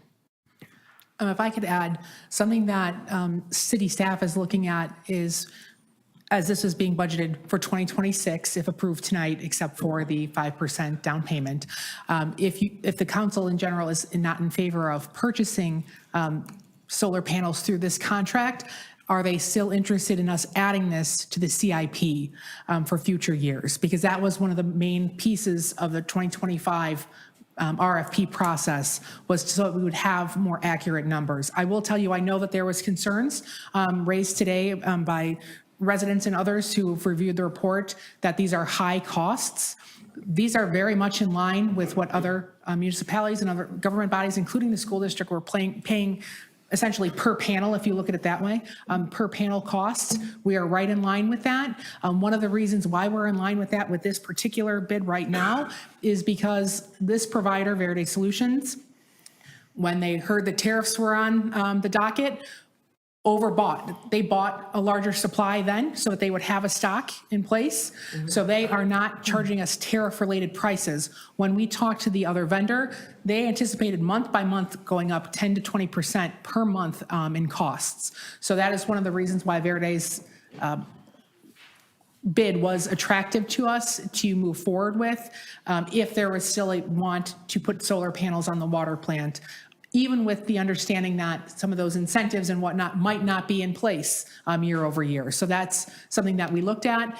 And then in regards to past feedback from council, we wanted to make sure that you were looking at this as a full project and not just the cost of the purchase and the installation of the equipment. So you'll see in the financial impact statement, we actually break down what it will cost to have the engineering firm look through, to have some contingency put in place. So you'll see that further cost breakdown there. Is this a cost that we put up front now, or is it just the 5%? All we would put, pardon me, all we would put up now is that 5%. Because Everything else there's would a be- termination clause in here. Correct. And that made me more comfortable, but frankly, I mean, I still feel that based on prices of other competitors and having talked to people in our community who specialize in this, the costs still do seem high. I feel much better hearing that about the tariffs.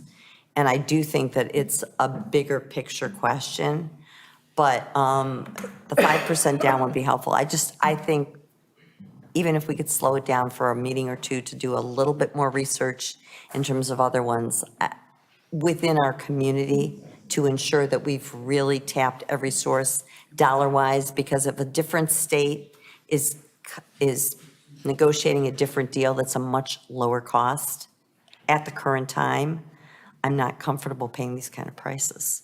I understand that. Just so the council is aware, this price from Verde, this is our opportunity for this price from Verde. We told them when our next meeting would be. Well, that's my pushed to question. June, so that's why I'm asking if there's still a want.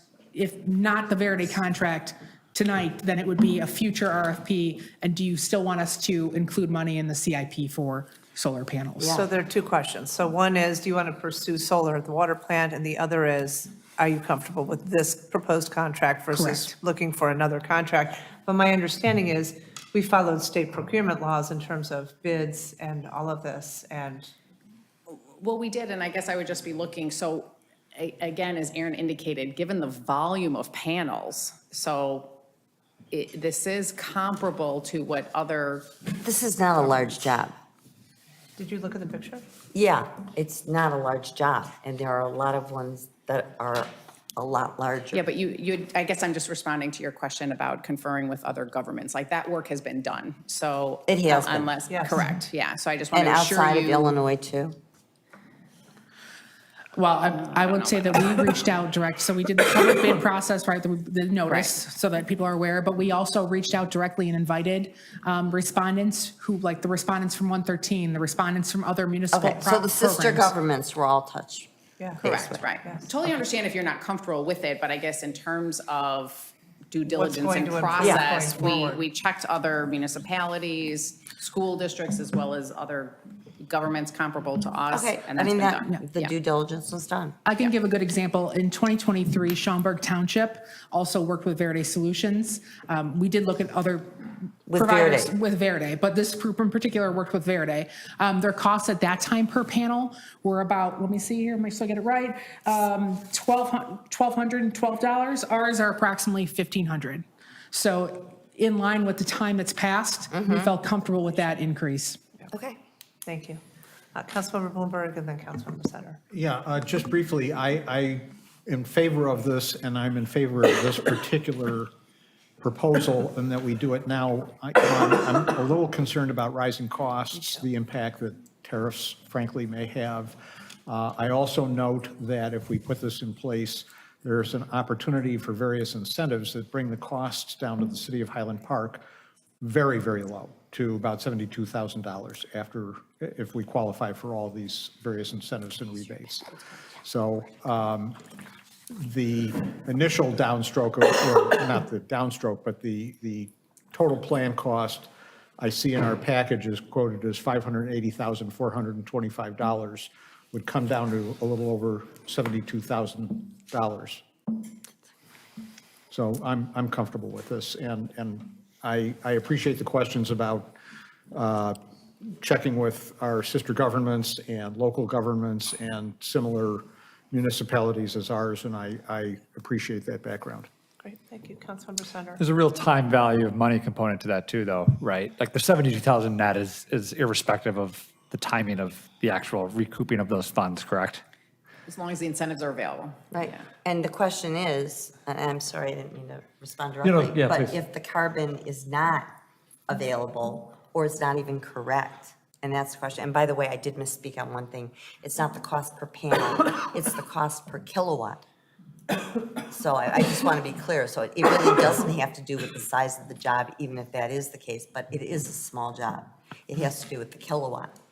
So that's part of the question. I mean, I completely, in theory, support this, but I don't know that those incentives that bring the cost down to 72,000 are actually accurate.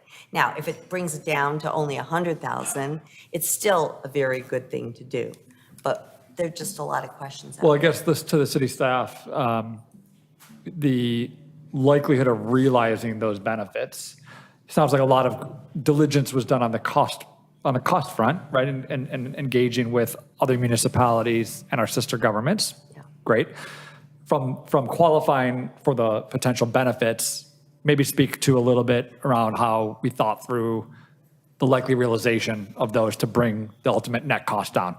Sure. So we worked with, so background on me, I started in City Hall here in Highland Park in 2022, March of 2022. So I was not here for the initial conversations on this, but I've picked up the ball since then with the rest of the team.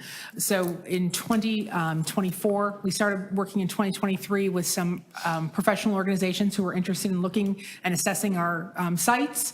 In 2024, we brought some professionals out since we had a sustainability manager for the first time and toured not just the water plant, but all city facilities to look at opportunities for putting solar panels on their roofs or in the facility on the ground, et cetera, wherever we could on city-owned property.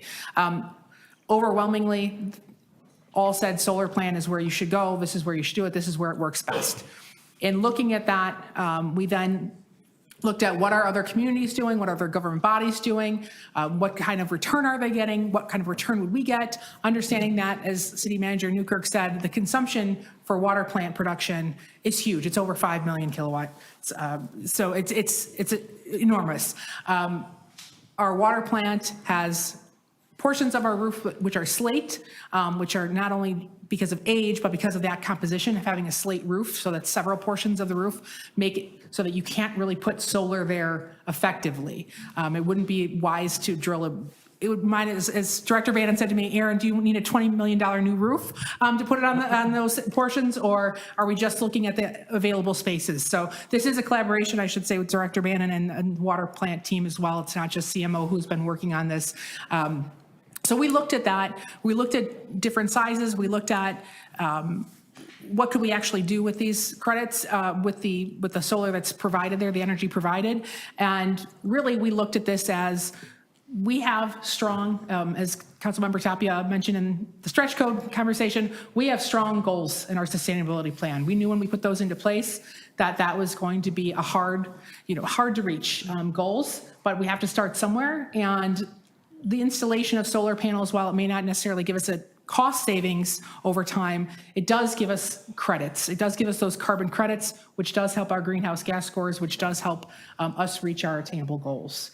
So I know I'm kind of dancing around. I don't know if I actually answered your question, but in terms of the actual incentive programs, the ones that we have listed in the report, they all still exist as of today. So the Illinois Shines grant, that's the one that I know Councilmember Littleware mentioned. That could take a long time. That's paid out over years. But that exists now, and if you apply for it, it's there for you. So it's something we would be applying for with Verde Solutions, would do all the paperwork for us for that. There's also the Smart Inverter Incentive, that's through ComEd. Based on our conversations with ComEd, they're not having that program go anywhere anytime soon. So we feel pretty confident in that second incentive program that's on there. And then there's also the direct pay investment tax credit, which is available for direct pay. It's cash to the city in one lump sum. So that does require the city to do a lot of documentation that Verde would work through it. Again, this program exists today. And so we're confident in as so much as if we were to approve today and apply today, this would be available to us. Great, thank you. Councilmember Tapia? Yeah, a little bit more just commentary and reflection, thinking back to the presentation that Joel just did earlier today. And that is, it was interesting to hear SAG, the Sustainability Group, which is their mission and conviction and purpose to really advocate for green, to even they took a pause, knowing that to achieve those goals is very expensive, and they cautioned and they recommended that we wait to see if there's incentives. I'm saying that in this case, you actually did that. Like in making the case for the solar panels, you said, well, how do we pay for this? And so there's an upfront that we have to look at, but you did a lot of due diligence in figuring out what are the incentives there, what are the rebates or whatever we can get. And if all those things come through, or many of them, then our 600,000 plus investment really starts to really pay off, right, because of this. So I think this is a good use case of kind of what SAG was indicating, that we need to look for more of those things, right, in order to be able to move forward. So it's a little bit of, we want to go fast, but we got to make sure that it's affordable, and we have to optimize all the incentives. And the other commentary I would make is, given the current political climate, how many of those incentives will still be standing? And I think that's a threat to, what we're trying to do overall. So anyways, just commentary. I'm supportive of it, but I just want to connect the dots there between the earlier presentation and this. Thank you. Councilmember Bruckman and then Councilmember Ross. Thank you. So clearly it looks like, as it's been mentioned, all of the research and everything has already been done. And to me, this makes sense, and the benefits are clear to me. The incentives at the moment are still here. So I would say we should take advantage now of this pricing and move forward. So thank you. Thank you. Councilmember Ross? Yeah, I support this as well, and I support using this company. I don't want to lose the opportunity. That's my feeling. I don't want to lose the opportunity. Great, thank you. With that, I'm seeking a motion to approve item 1. Move to approve item 1. Second. Any further discussion? One more question on the incentives. Yep. Applying for them today, if they disappear in 2 years, what happens? They disappear? Yeah. They disappear. Okay. I'm working under the assumption that they disappear. Yeah, okay, understand, thank you. We have a motion, we have a second. Will the clerk call the vote? Councilmember Center? No. Councilmember Bruckman? Aye. Councilmember Ross? Aye. Councilmember Tapia? Aye. Councilmember Littleware? No. Councilmember Bloomberg? Aye. Mayor Rotering? Aye, 5 ayes, 2 nays. Item 1 is approved. Item 2, this is you, Joanne. A resolution approving a license agreement with Arbor Terrace. If you want to come forward and state your concern or comment, that'd be great. Thank you.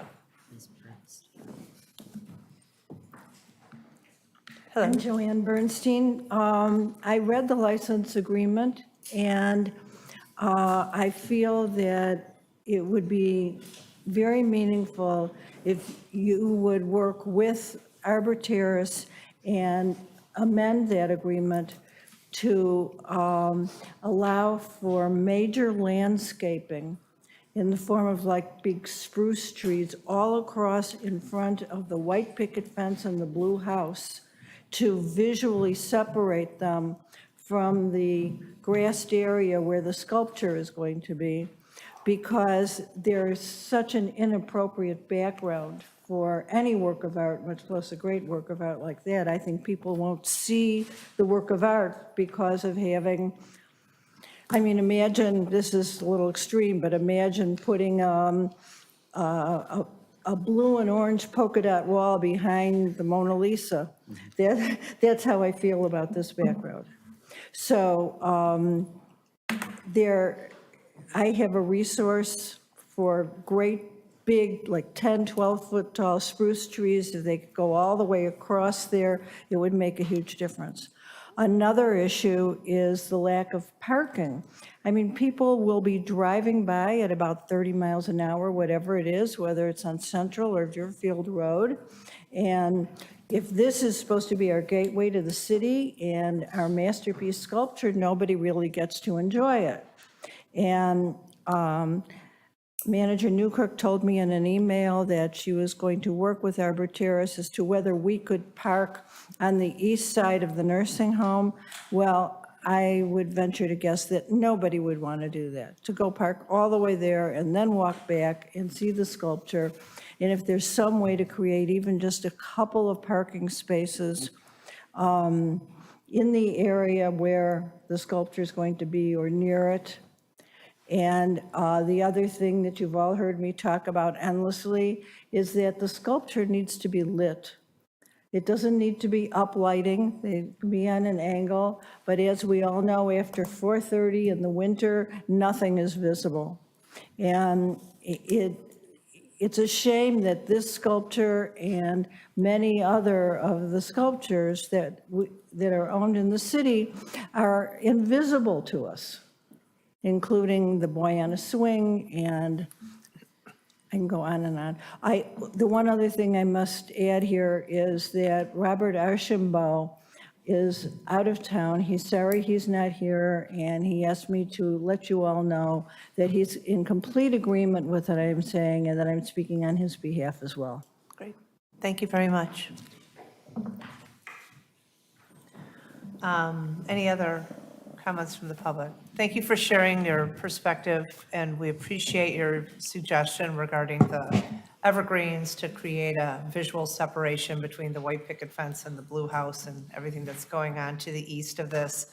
I think we need to have this agreement in place so we can start with the placement, but I would love for our council to further discuss these other components that you've suggested. I would be reluctant to slow down the approval of the license agreement, but I think we all will take the other elements that you've stated into consideration going forward.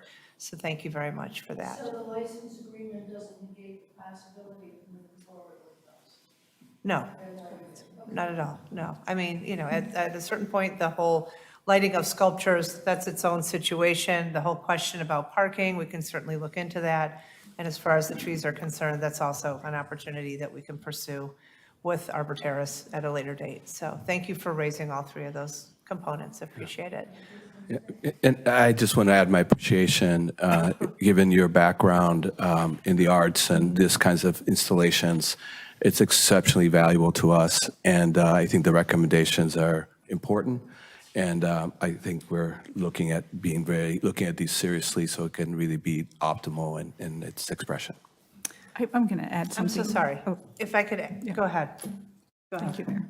As the new liaison to the Cultural Arts Commission, and I appreciate everything you suggested, and including the lighting, and I realize that's for a later discussion, but I think these are important points.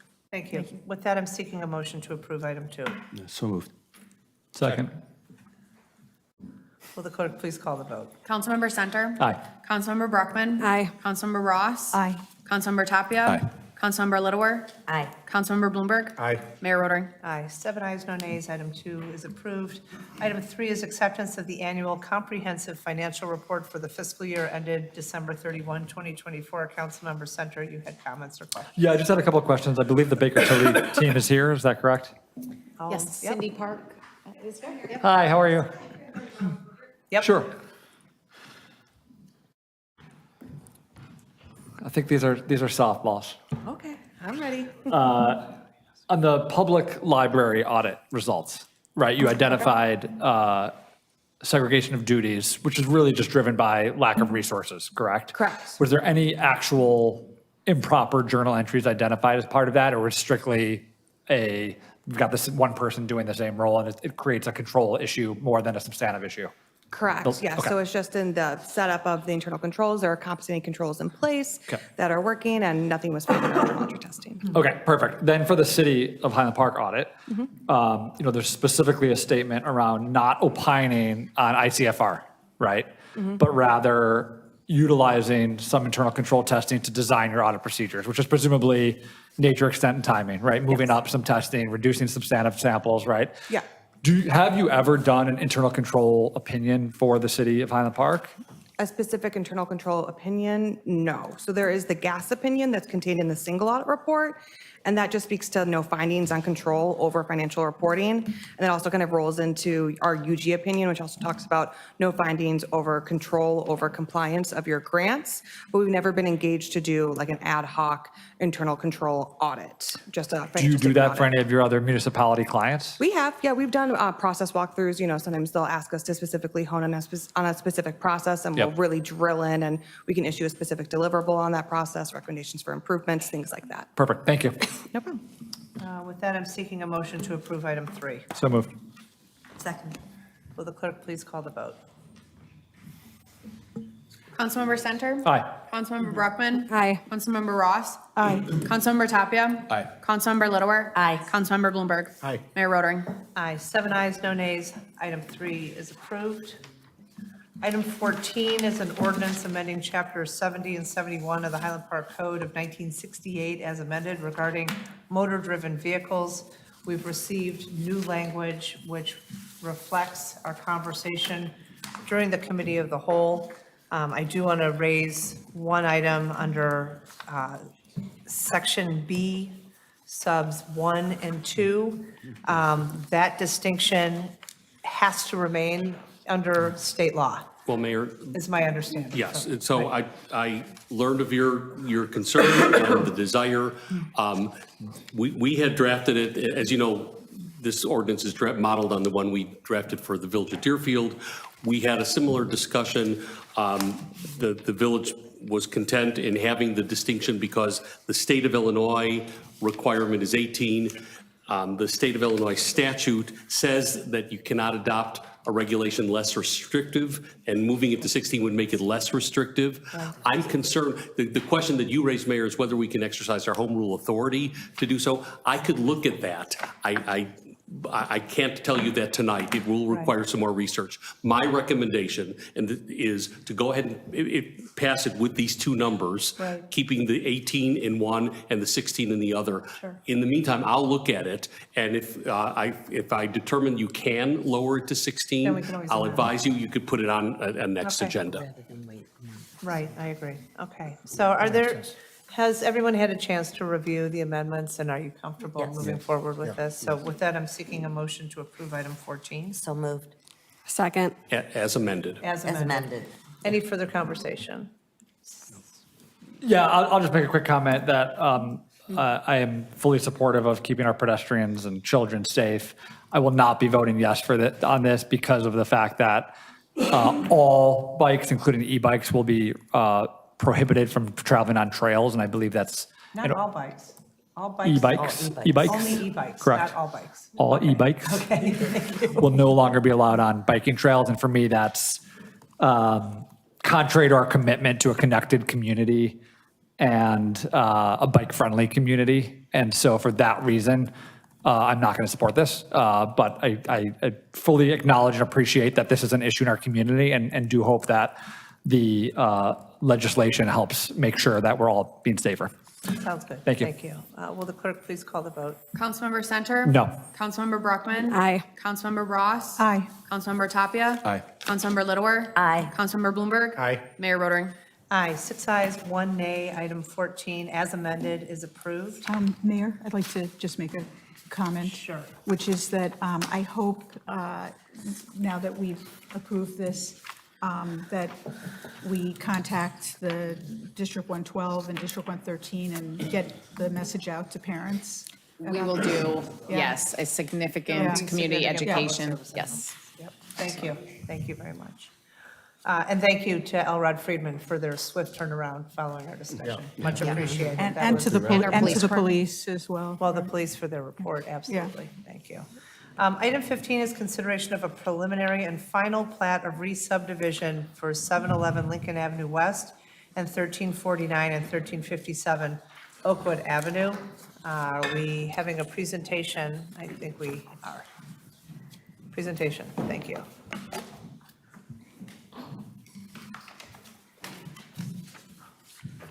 Thank you, Mayor. Okay. So this is a plat of re-subdivision consideration with variation requests for 711 Lincoln Avenue West and 1349 and 1357 Oakwood Avenue. The recommendation is the Plan and Design Commission consider this item, and staff and the Plan and Design Commission recommend approval with conditions. And staff further recommend council direct staff to draft approval documents for final council consideration. The proposal is a 9-lot subdivision intended for 9 single-family homes in accordance with the underlying zoning district, which is R6. The lots created are compliant with the R6 zoning district. Sidewalks are to be installed around the development as required by our subdivision regs. And the applicant is proposing an easement, abrogation, and new easements, which will all be handled as part of the subdividers agreement, which will come forward at a later date for your consideration along with the final action on these items.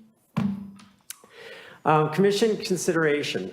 The Plan Commission considered at its May 6th, 2025 meeting the proposal and recommended approval 7-0 with the proposed plat and subdivision code variations with standard and special conditions. Special conditions of approval are listed here and in your packet. The applicant has agreed to restrict access driveway locations for 5 lots, and the commission recommended 18-foot limit be based on staff's recommendation. The applicant has since requested to increase that to 24 feet to allow flexibility, and staff do not object after reviewing that with Public Works. The applicant stipulates in the civil plans that the final construction will comply as appropriate with the zoning and bulk regulations. There was a question about some of the illustrations that were drawn on the plans and whether or not they would override or somehow interfere with zoning compliance at a later date. They will not. They were just there for illustrative purposes. They do not have any bearing. Zoning still applies, and that is judged when the building permit is applied for and the actual housing plans are submitted. The applicant is working with city staff to resolve final comments / requirements regarding the bonded improvements in drainage and grading, and I'll touch on those at the end of the presentation here. Public comments are included in the packet. This slide, although very small, shows that we've got compliance and relief requests for 2 areas, lot depth, and also what's called through lot, which are not allowed without variation. Utility and drainage easements are a condition, as are the required infrastructure improvements. Again, we'll be negotiating a subdividers agreement that will address those matters. Okay, to the variation requests. Again, this is a subdivision consideration. There are variations associated with zoning, and there are variations associated with subdivision. So this is not the zoning code, it's the subdivision code, just a reminder. We don't see these very often, but we do have subdivision requests from time to time, far less than the zoning variation requests. Lot 6 is a 5, so there's 9 lots proposed, and Lot 6 is a 5-sided lot. And every lot per the code shall have 4 sides. So Lot 6 is also a through lot. Through lots are prohibited. Those are the 2 variations that I talked about earlier. Lots 3, 4, and 5, and 3, 4, 5, 6, and 7 have intersecting lot lines that are not 90 degrees. So the code there says that as nearly practicable, intersecting lot lines shall form right angles with each other. Okay, it's important to note that the 1901 original plat, pre-existing conditions, the lots with more than 4 sides were shown. Intersecting lines were not at 90 degrees, and the current zoning lot is a through lot as it stands now. Know that 1901, we didn't have a zoning ordinance either at that time. So this is really early in the community's history, the current lotting. Standards for and by the way, that lotting showed 5 lots at the time back then. That's not a zoning requirement. That's just how the lot was devised. You can divide the lot, or you could have it consolidated. This could be 1 lot if the applicant so chose. And provided that the standards are met, you can subdivide. And so standards are met except for the ones that are requested here in variance form. And for your just reference here, the standard for variations under the subdivision code is that in specific cases which do not affect the general plan or the spirit of the subdivision code, such recommendations shall be communicated to the city council in writing. And so the variations that are shown, we do not believe affect the general plan or the spirit of the subdivision code. As a matter of fact, the council has granted similar variations in the past for these kind of situations that you have the intersecting lot lines, and the 5-sided has been done previously as well. So let's talk about the development a little more that will result from this subdivision, because I know there's a lot of folks that want to know about that.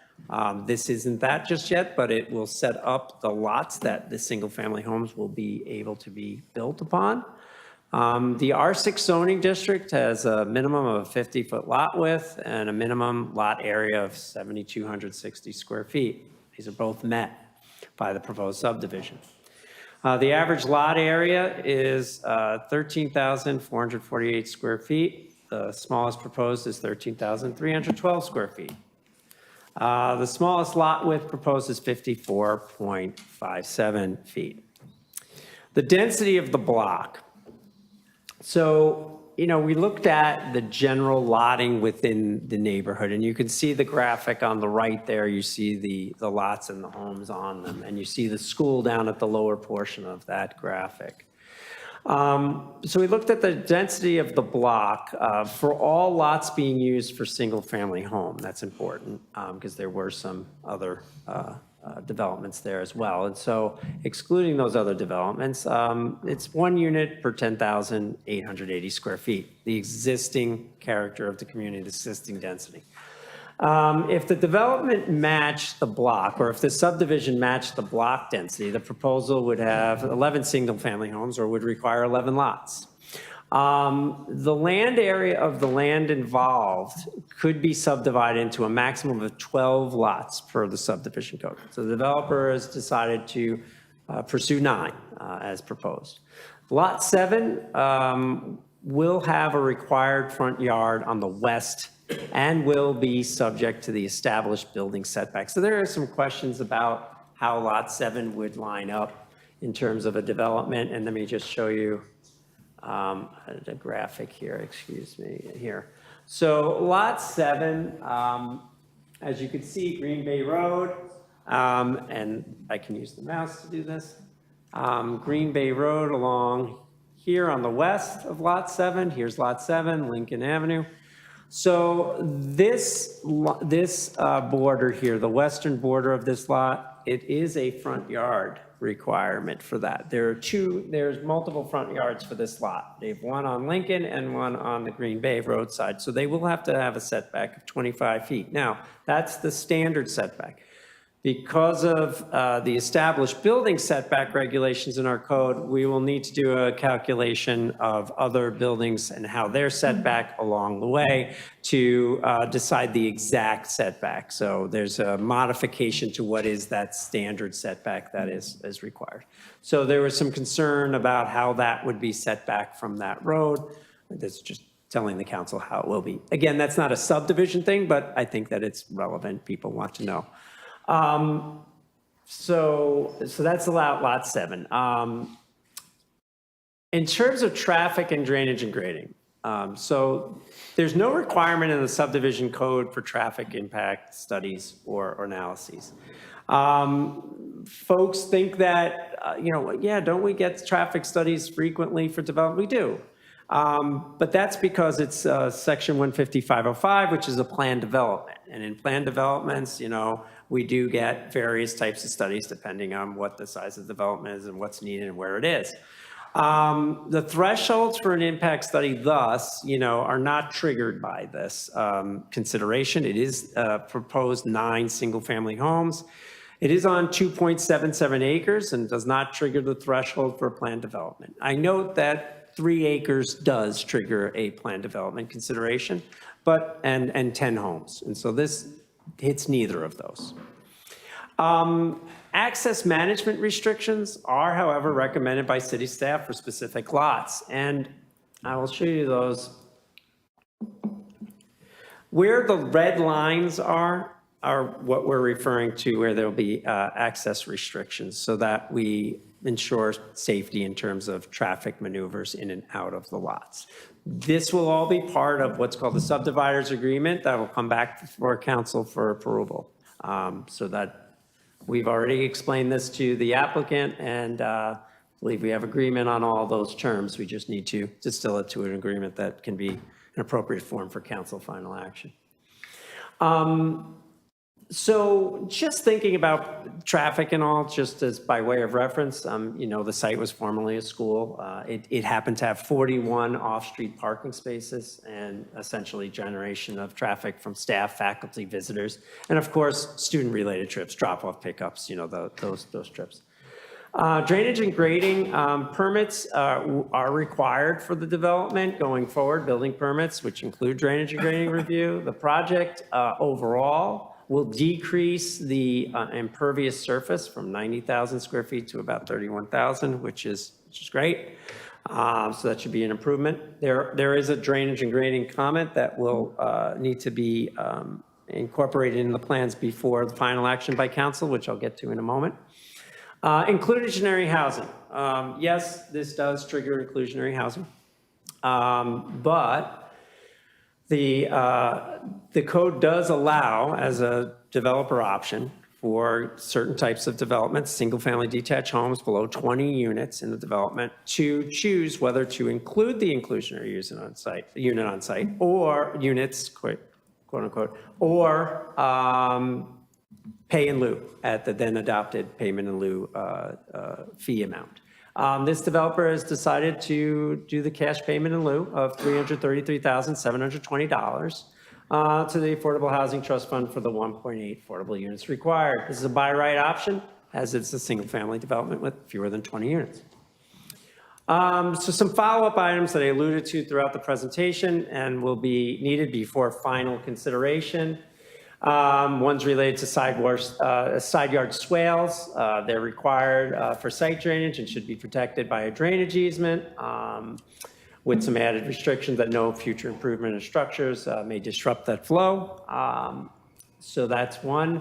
So that's a plat revision. And then in terms of plan revisions, we need a couple other things. An estimate of the total costs needed in terms of the construction costs for the bonded improvements.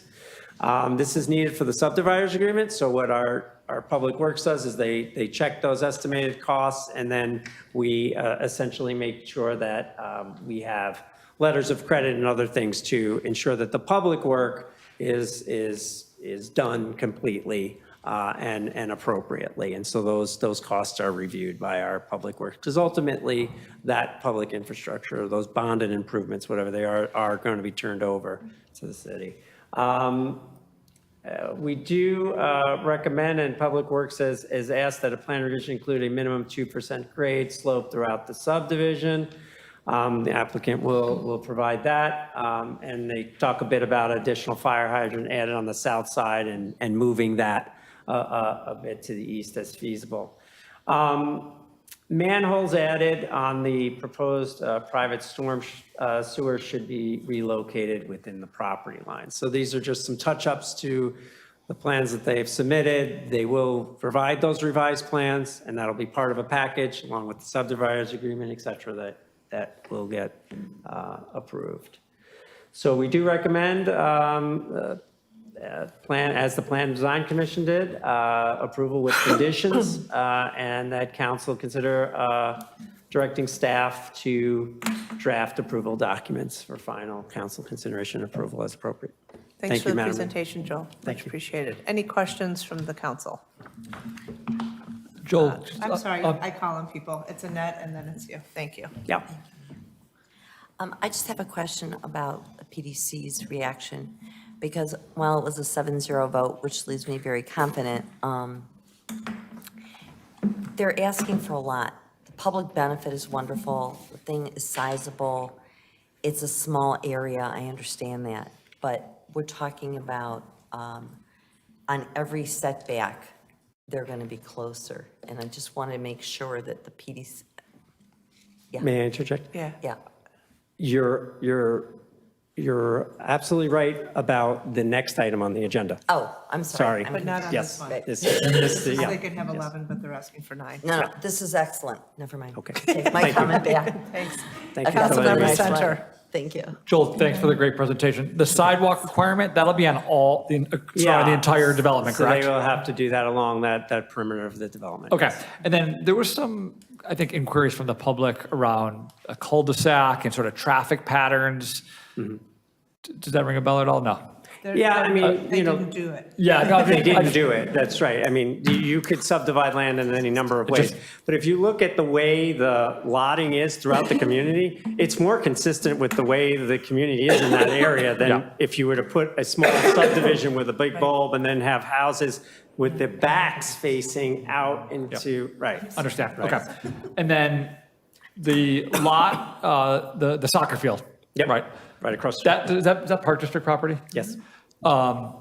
There's a planned development there as well, or is that just going to remain a park? No, Do you know- there is do you know no what I mean? planned development application. That is the park Okay. districts. I know no plans Okay. of developing that revising beyond. the playground, They but- are improving it. They are Yeah. making improvements to that. Only as thing a I was going to park ask district. was just regarding sort of the timing and phasing of potential multiple projects and the impact to the neighborhood there, and whether or not that has been discussed at all. The park district does have plans to improve the park. There's also parking on that side of Lincoln Avenue. So yes, whenever you're talking about development, you kind of try to do things like that. But I would say, given the number of units here, they're going to do it in small batches. I know that they're looking to try to get 4 started, and then we'll continue on. So you know, what we will do is the best we can in terms of managing that and ask that all to do the same, but there may be some construction happening in both places at the same time. Yeah. I mean, Thank you. construction projects take a while. Councilmember Bloomberg. Thank you. I really I wanted to acknowledge some of the public comments that came in by email, all of which were very thoughtful and expressed overall some concerns about the change that are going to occur to the neighborhood. I think we're all cognizant of that. Any development is going to change the neighborhood, but in terms of the subdivision issues, I'm comfortable with the way in which the property is going to be subdivided. 2 of the emails were actually from architects who expressed some concerns that have more to do with PUD issues, bulk and density issues, and as I understand it, we're looking for compliance with the underlying zoning without much exception to that. The exceptions that are looked for have to do with subdivision exceptions which you enumerated, and I'm comfortable with those. And they come in the subdivision of a lot as it exists that is at least technically non-compliant. It's a 5-sided lot. It has certain sides that are not meeting at square 90-degree angles. It isn't a through lot, but other than that, it seems like a reasonable division of that property. Thank you. Councilmember Tapia. Yeah, Joel, how did the vote on the Housing Commission come out on this? And Unanimous. There Yeah, was yeah. no vote at the Housing Commission because the developer has the by right option to choose to pay in lieu Okay, versus so to on-site. so they didn't have to, They did not, no. okay. Great. Right. Councilmember Ross. Oh, thank you, Mayor. Question about, and we did get a letter to this effect, that Lot 9 and Lot 8 on Oakwood are significantly closer, the houses would be significantly closer to the street than its neighbors. The average setback on the The block. average setback, and that's a pretty consistent thing all along Oakwood, and for that matter, Green Bay Road and Lot 7, that house is pretty close to the street. Did that come up as a point of discussion? That was put on the plans as for illustrative purposes. This was before the Plan Commission as a subdivision, not a zoning matter. The zoning matter is Yeah. something that's taken care of as building permit time. And so those things are merely illustrative. They do not Yeah. have any impact to the zoning analysis. And we made them put a note on there about that. All right, So yeah. the setback for Lot 7 is 25 feet is the standard for R6, because that's a front yard Yeah. along that Yeah. western boundary. It's not a side yard. I think some folks thought it was a side yard, which would mean it would be a significantly less. It's a front yard. And then you have the established building setback rule as well, which will have to be calculated as well to determine the exact setback. Okay. Councilmember Littleworth. Just quickly on the traffic, now that I've got the right project, I think that considering we're going down to 9 houses from a school of over 300, they did look at the numerosity, even though they didn't do a full traffic study. I still think it's going to be better for the neighborhood. So it looked like it was very well thought out, and the congestion seemed to have been addressed too with regard to the traffic. So I think it's a very good project. Thank you.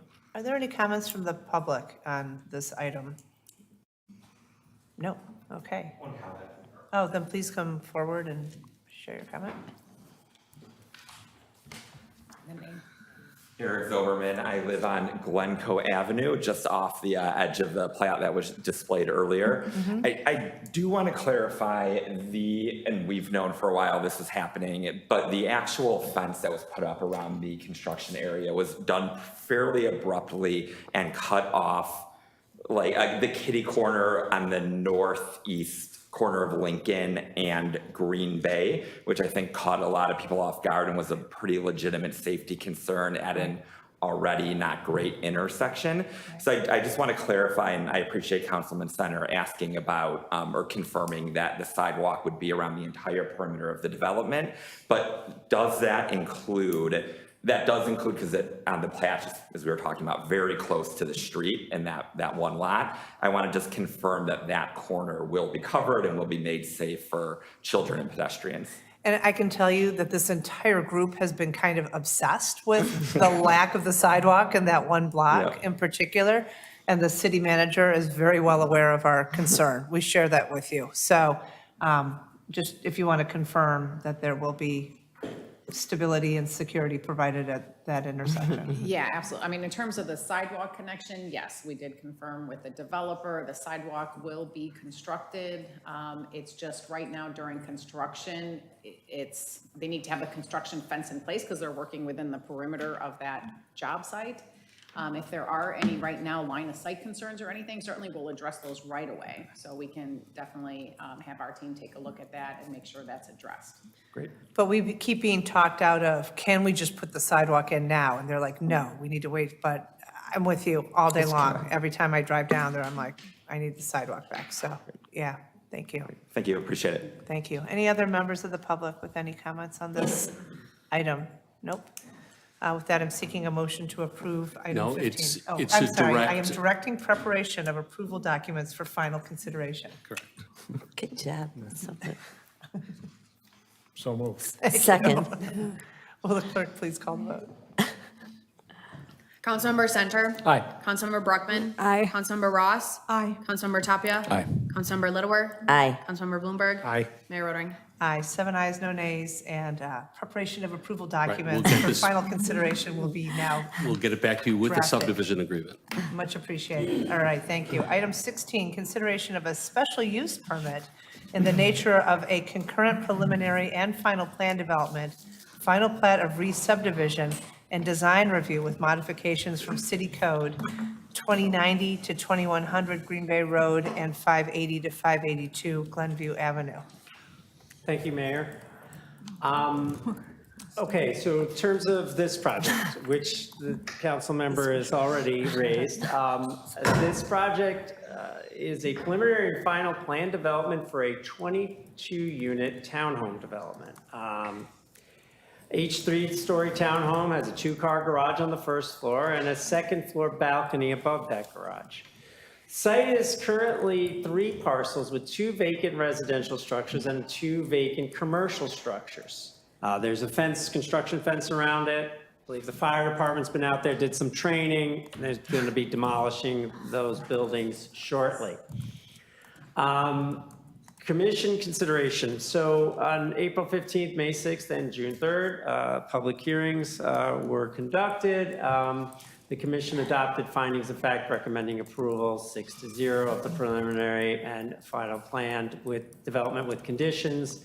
The applicant reduced the number of units by 1, added a parklet, and reduced their request for relief regarding setbacks, minimum open space, and maximum lot coverage. We'll go through those in a minute.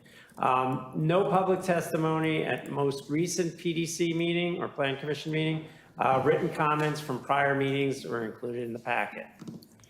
Okay, so as I mentioned before, this preliminary and final consideration, and it did involve a recommendation with conditions.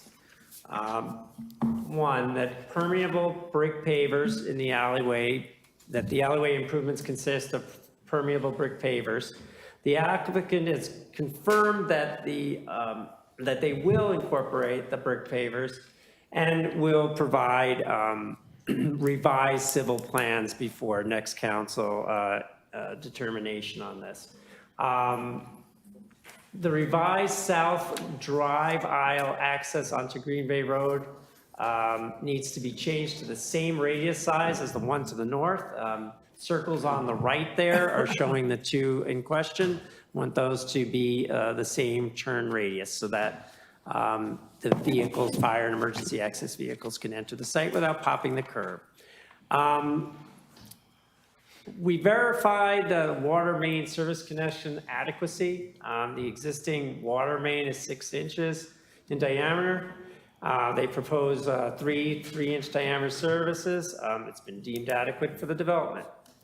We also asked that they submit revised lighting plan with all specifications for lighting in accordance with the performance standards found in section 150-605 of the zoning code, except of course for the relief requested and granted, if any, here this evening.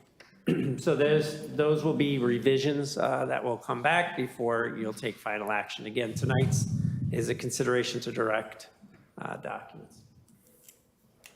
So the site plan, this plan provides you just the overall plan view of the site, and it shows on there in brown the turning motions and travel motions for emergency vehicles as required by the fire department and our fire code. You see 3 sets of townhomes, and you have a drive aisle at the bottom and a drive aisle toward the top, and then you have Glenview Avenue to the north there and Green Bay Road. on the east. There is, within the development, right here, this is a green area with a sidewalk that takes folks out to guest parking here. There's one ADA space and then 4 guest spaces. Doesn't meet the requirements. Aerial photo, or rendering rather, of the site. So superimposed on this aerial is the townhouse development. There's the red line pointing to it. You can see the 3 rows of townhomes. This is an aerial view looking southwest. Here's a rendering looking east from Glenview Avenue. A rendering looking south on Green Bay Road. So those provide kind of the overview of what it would look like from the street view there. And then this from the aerial. Okay. I just want to make note of just a couple of things of other developments in the area. You'll note that there's a multifamily development right here. This is the UPS store. This is the townhouse development that's proposed. Here's a vacant commercial building. Here's another residential development at the corner here. And then, folks, you know, this intersects with Vine over here and it goes down to the school, right? Okay, just to orient everybody here. So, Housing Commission. The Housing Commission had public meetings held on April 16th, May 7th, and June 4th. And on June 4th, the Housing Commission recommended approval of the project's inclusionary housing plan by a vote of 6-0. The plan complies with the city's inclusionary housing code and provides 3 inclusionary units with a $74,160 payment in lieu for the fractional units required, here 0.4. This is a buy right option. The developer has chosen to do that as opposed to creating another whole affordable unit. The commission found that no departures from the inclusionary code were required. The commission discussed the layout of the stacked parking 2-car garage for the affordable inclusionary unit as opposed to the side-by-side 2-car garage for the market rate units. So I want to make sure that everyone understands that that was definitely a specific focus of the commission. The commission didn't consider it a departure from the code as both unit types provide 2 spaces. In our inclusionary housing code, one of the requirements is that amenities are similarly provided. And so in this case, 2 parking spaces. So the commission, although the parking spaces are stacked in the affordable unit, the commission viewed that as equivalent in terms of amenities to the side-by-side in the other units. So here are the floor plans for the affordable units. And you can see here the stacked vehicle parking here on this side on the first floor. There's a stairwell up, and then you have your second floor and your third floor. This unit does comply with the minimum area requirements for inclusionary units. It is 16 feet 4 inches wide. These are row home style townhouses. That's the dimension here. It's 37 and change, almost 38 feet, or 37 and a half feet long. The market rate units, there are several types. These depict the type B and BA units. The floor plans there. You can see here, the market rate units have the side-by-side parking arrangement. The width of those units are 20 feet, 37 and 7 long, and you can see here they are the same kind of concept in terms of the stacking where you have your first floor with parking. This has a flex space behind that parking, and then up the stairs to the first floor and second floor where the living areas mainly are. Then we have floor plan market rate unit type C. Again, the 2 cars in the garage, the flex space behind that. This unit, this unit type is 21 feet 7 inches wide and 38 feet deep.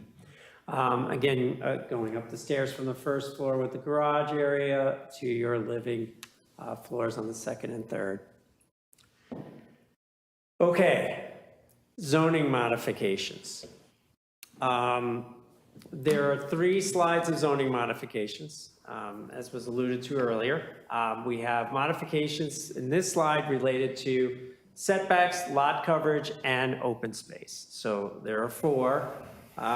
The first is front yard setback requirement. The proposed is 10 feet. What's required is 25, which is 15 and 16 feet less than required, respectively, along Green Bay Road and Glenview. So we have a 10-foot proposed on Green Bay and a 9 along Glenview Avenue. Sorry, that wasn't highlighted in blue, but that's 9 feet. Second is the rear yard setback. 14 feet is proposed along the alley, 11 feet less than required. In terms of lot coverage, 33% is the max allowed. This proposed development calls for 44%, or 1.32 times more than is allowed.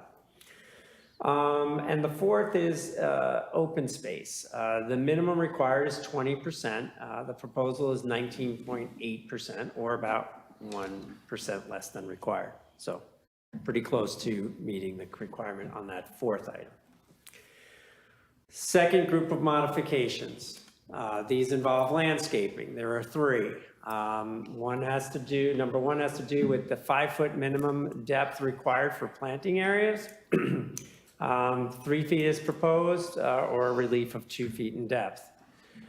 Second is regards shade and ornamental trees. 18 are required, 11 are proposed, relief of 7 trees requested.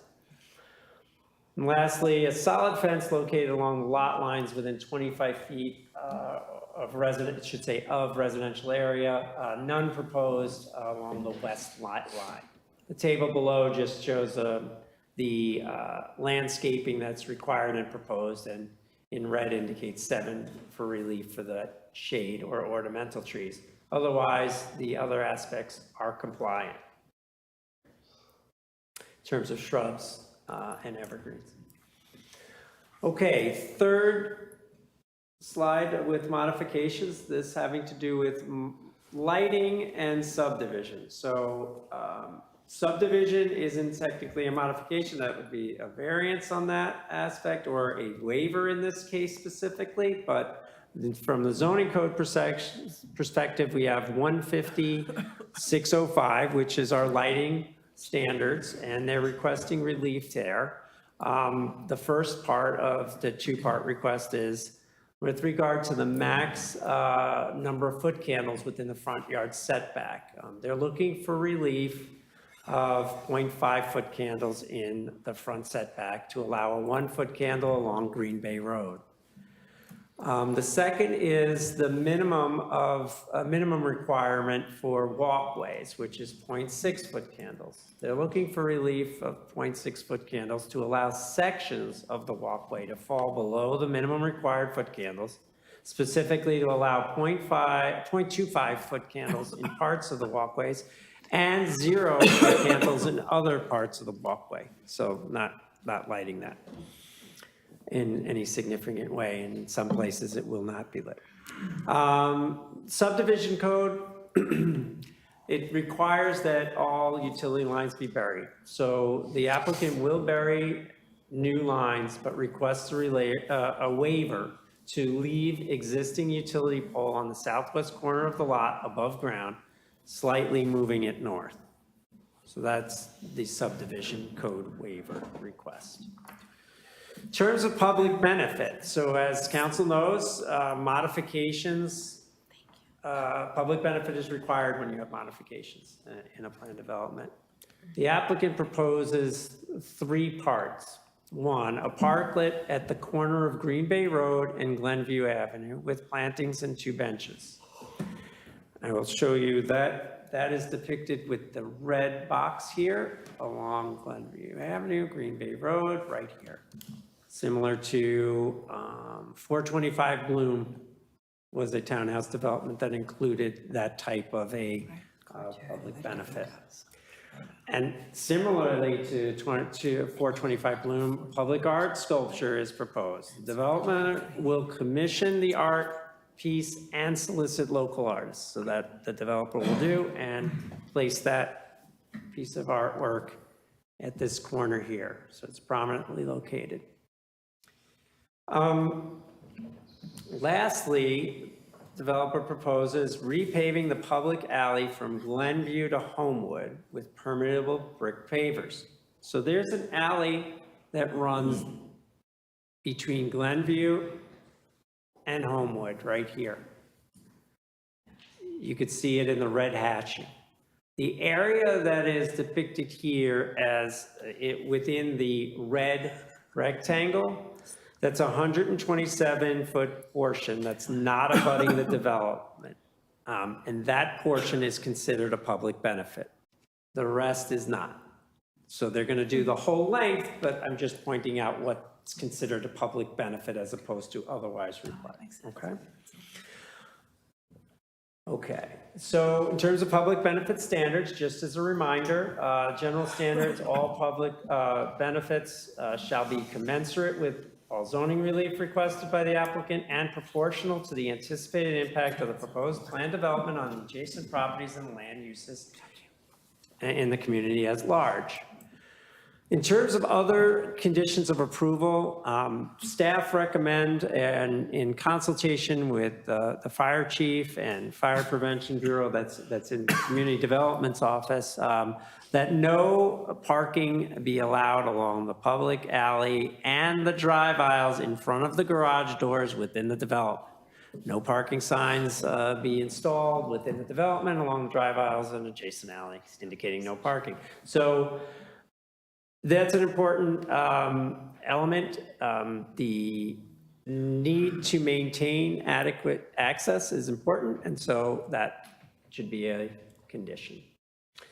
In terms of recommendations and next steps, so staff recommend consideration of the Planning Commission's recommendation to approve the special permit in the nature of a concurrent preliminary and final plan development, final plat of re-subdivision and design review with modifications from city code.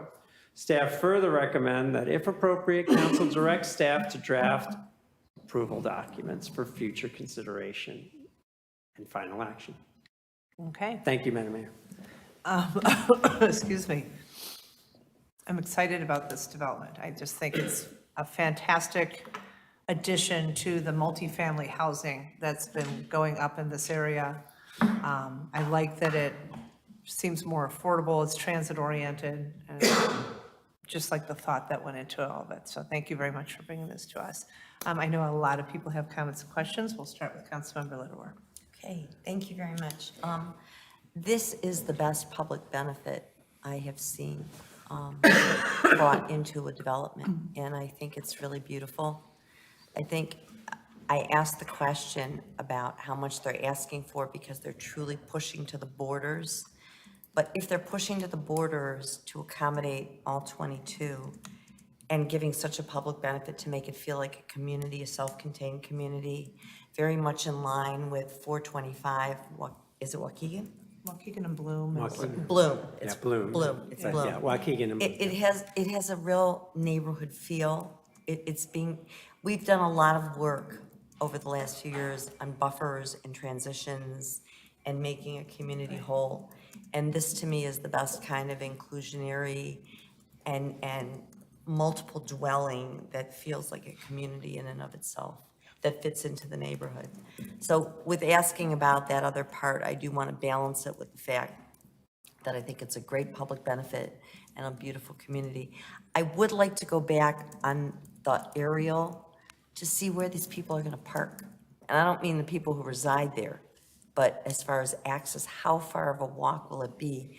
If they can't park on the one street because of emergency vehicles. You're talking about the Yeah, guests. they cannot, yeah, there is, The guests they're are up in the. Well, that's prohibited along Glenview, right? So where can you I could go to this. show us where they? So on the left. So bottom. we do, they do meet the requirements for guest parking, and that's located in this area here, okay? So there's 5 spaces, 1 ADA and 4 others.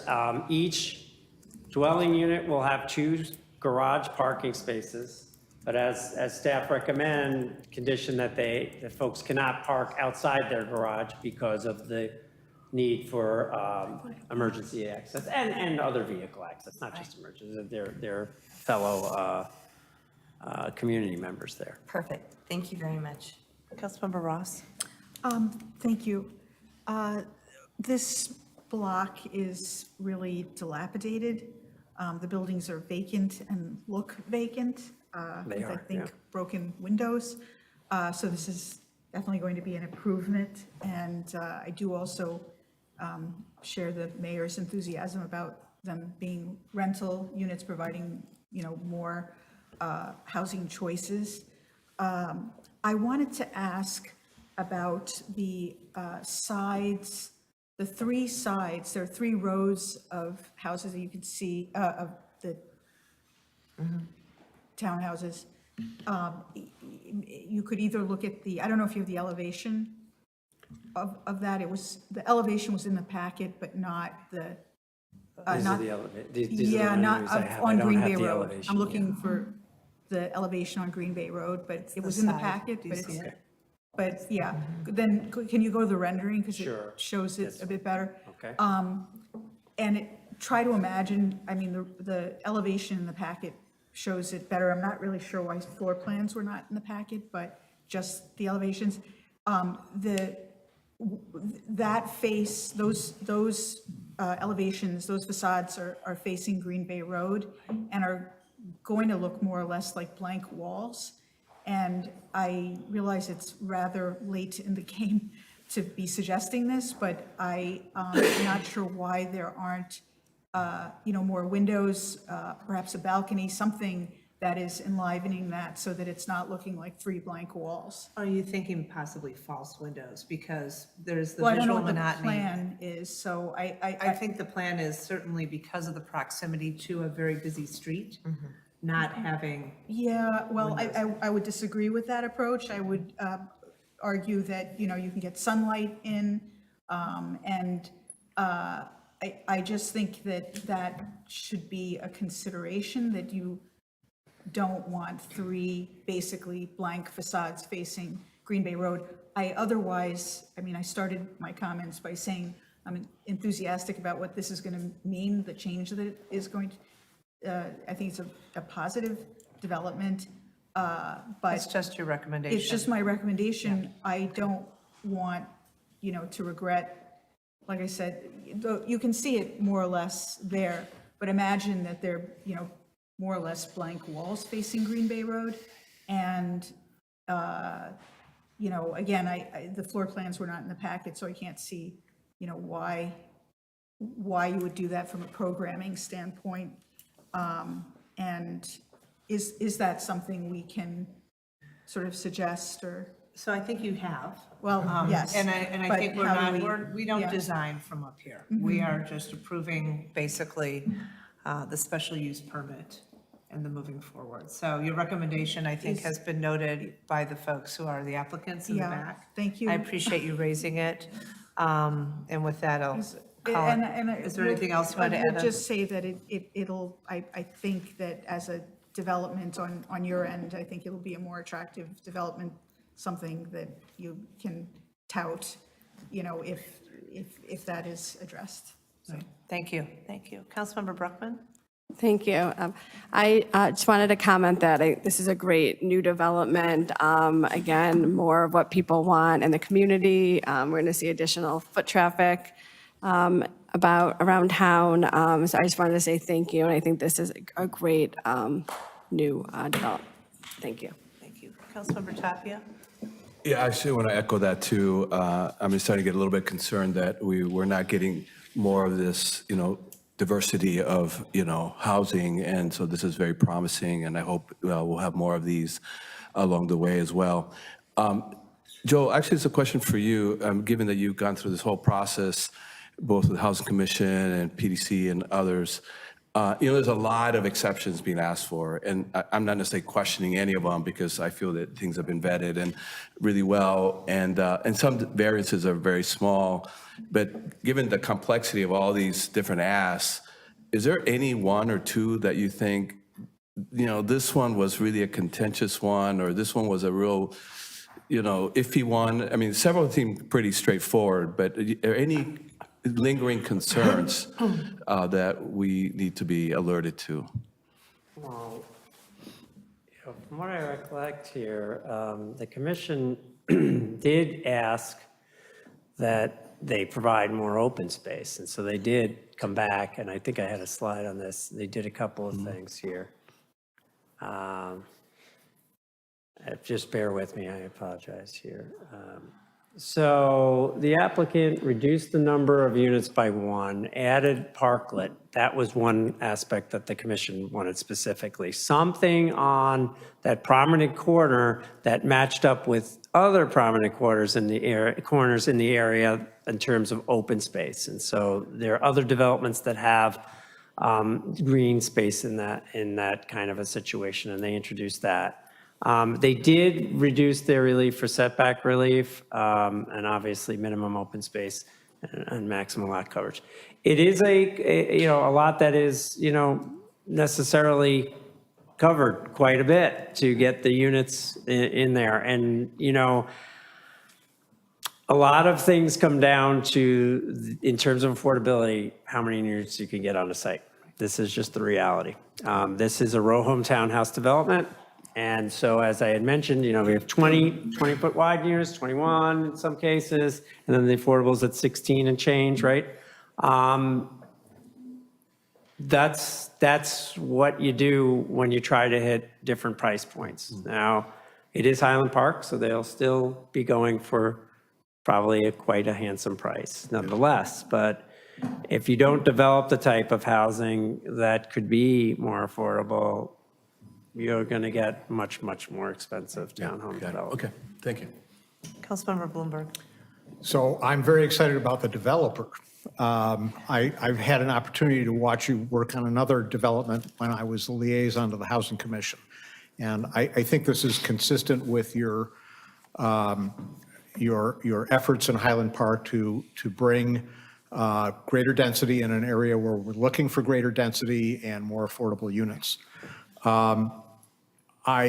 are a couple of things that I'm not entirely happy about. I'm going to vote in favor of this enthusiastically anyway, but I want to make these comments for the record, touching a little bit on what Councilmember Ross addressed. I don't really think this meets the building design requirement number 2.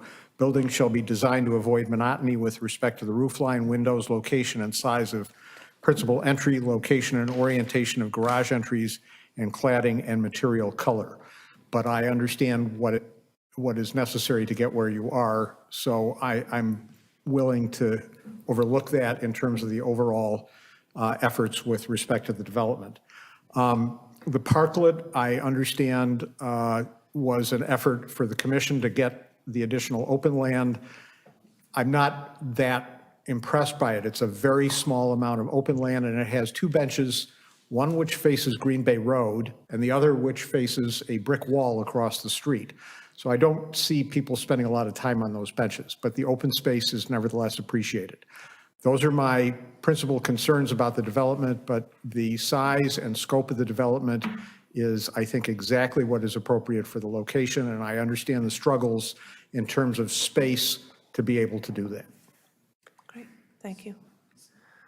Madam Yes. Mayor, if I just make mention, so just one larger item to think about. So the zoning in this area, is the multifamily zoning district. And so this area is now, gradually turning over from some business uses and other housing to more residential. This development would be a key part of that. You have the UPS store, that is the special use permit with a certain number of years before it expires as a use. You might recall that was done a few years ago. You have the multifamily up there, you have multifamily down here. This whole area is RM, residential multifamily zoning district, despite the fact that there are uses in this area that were not residential.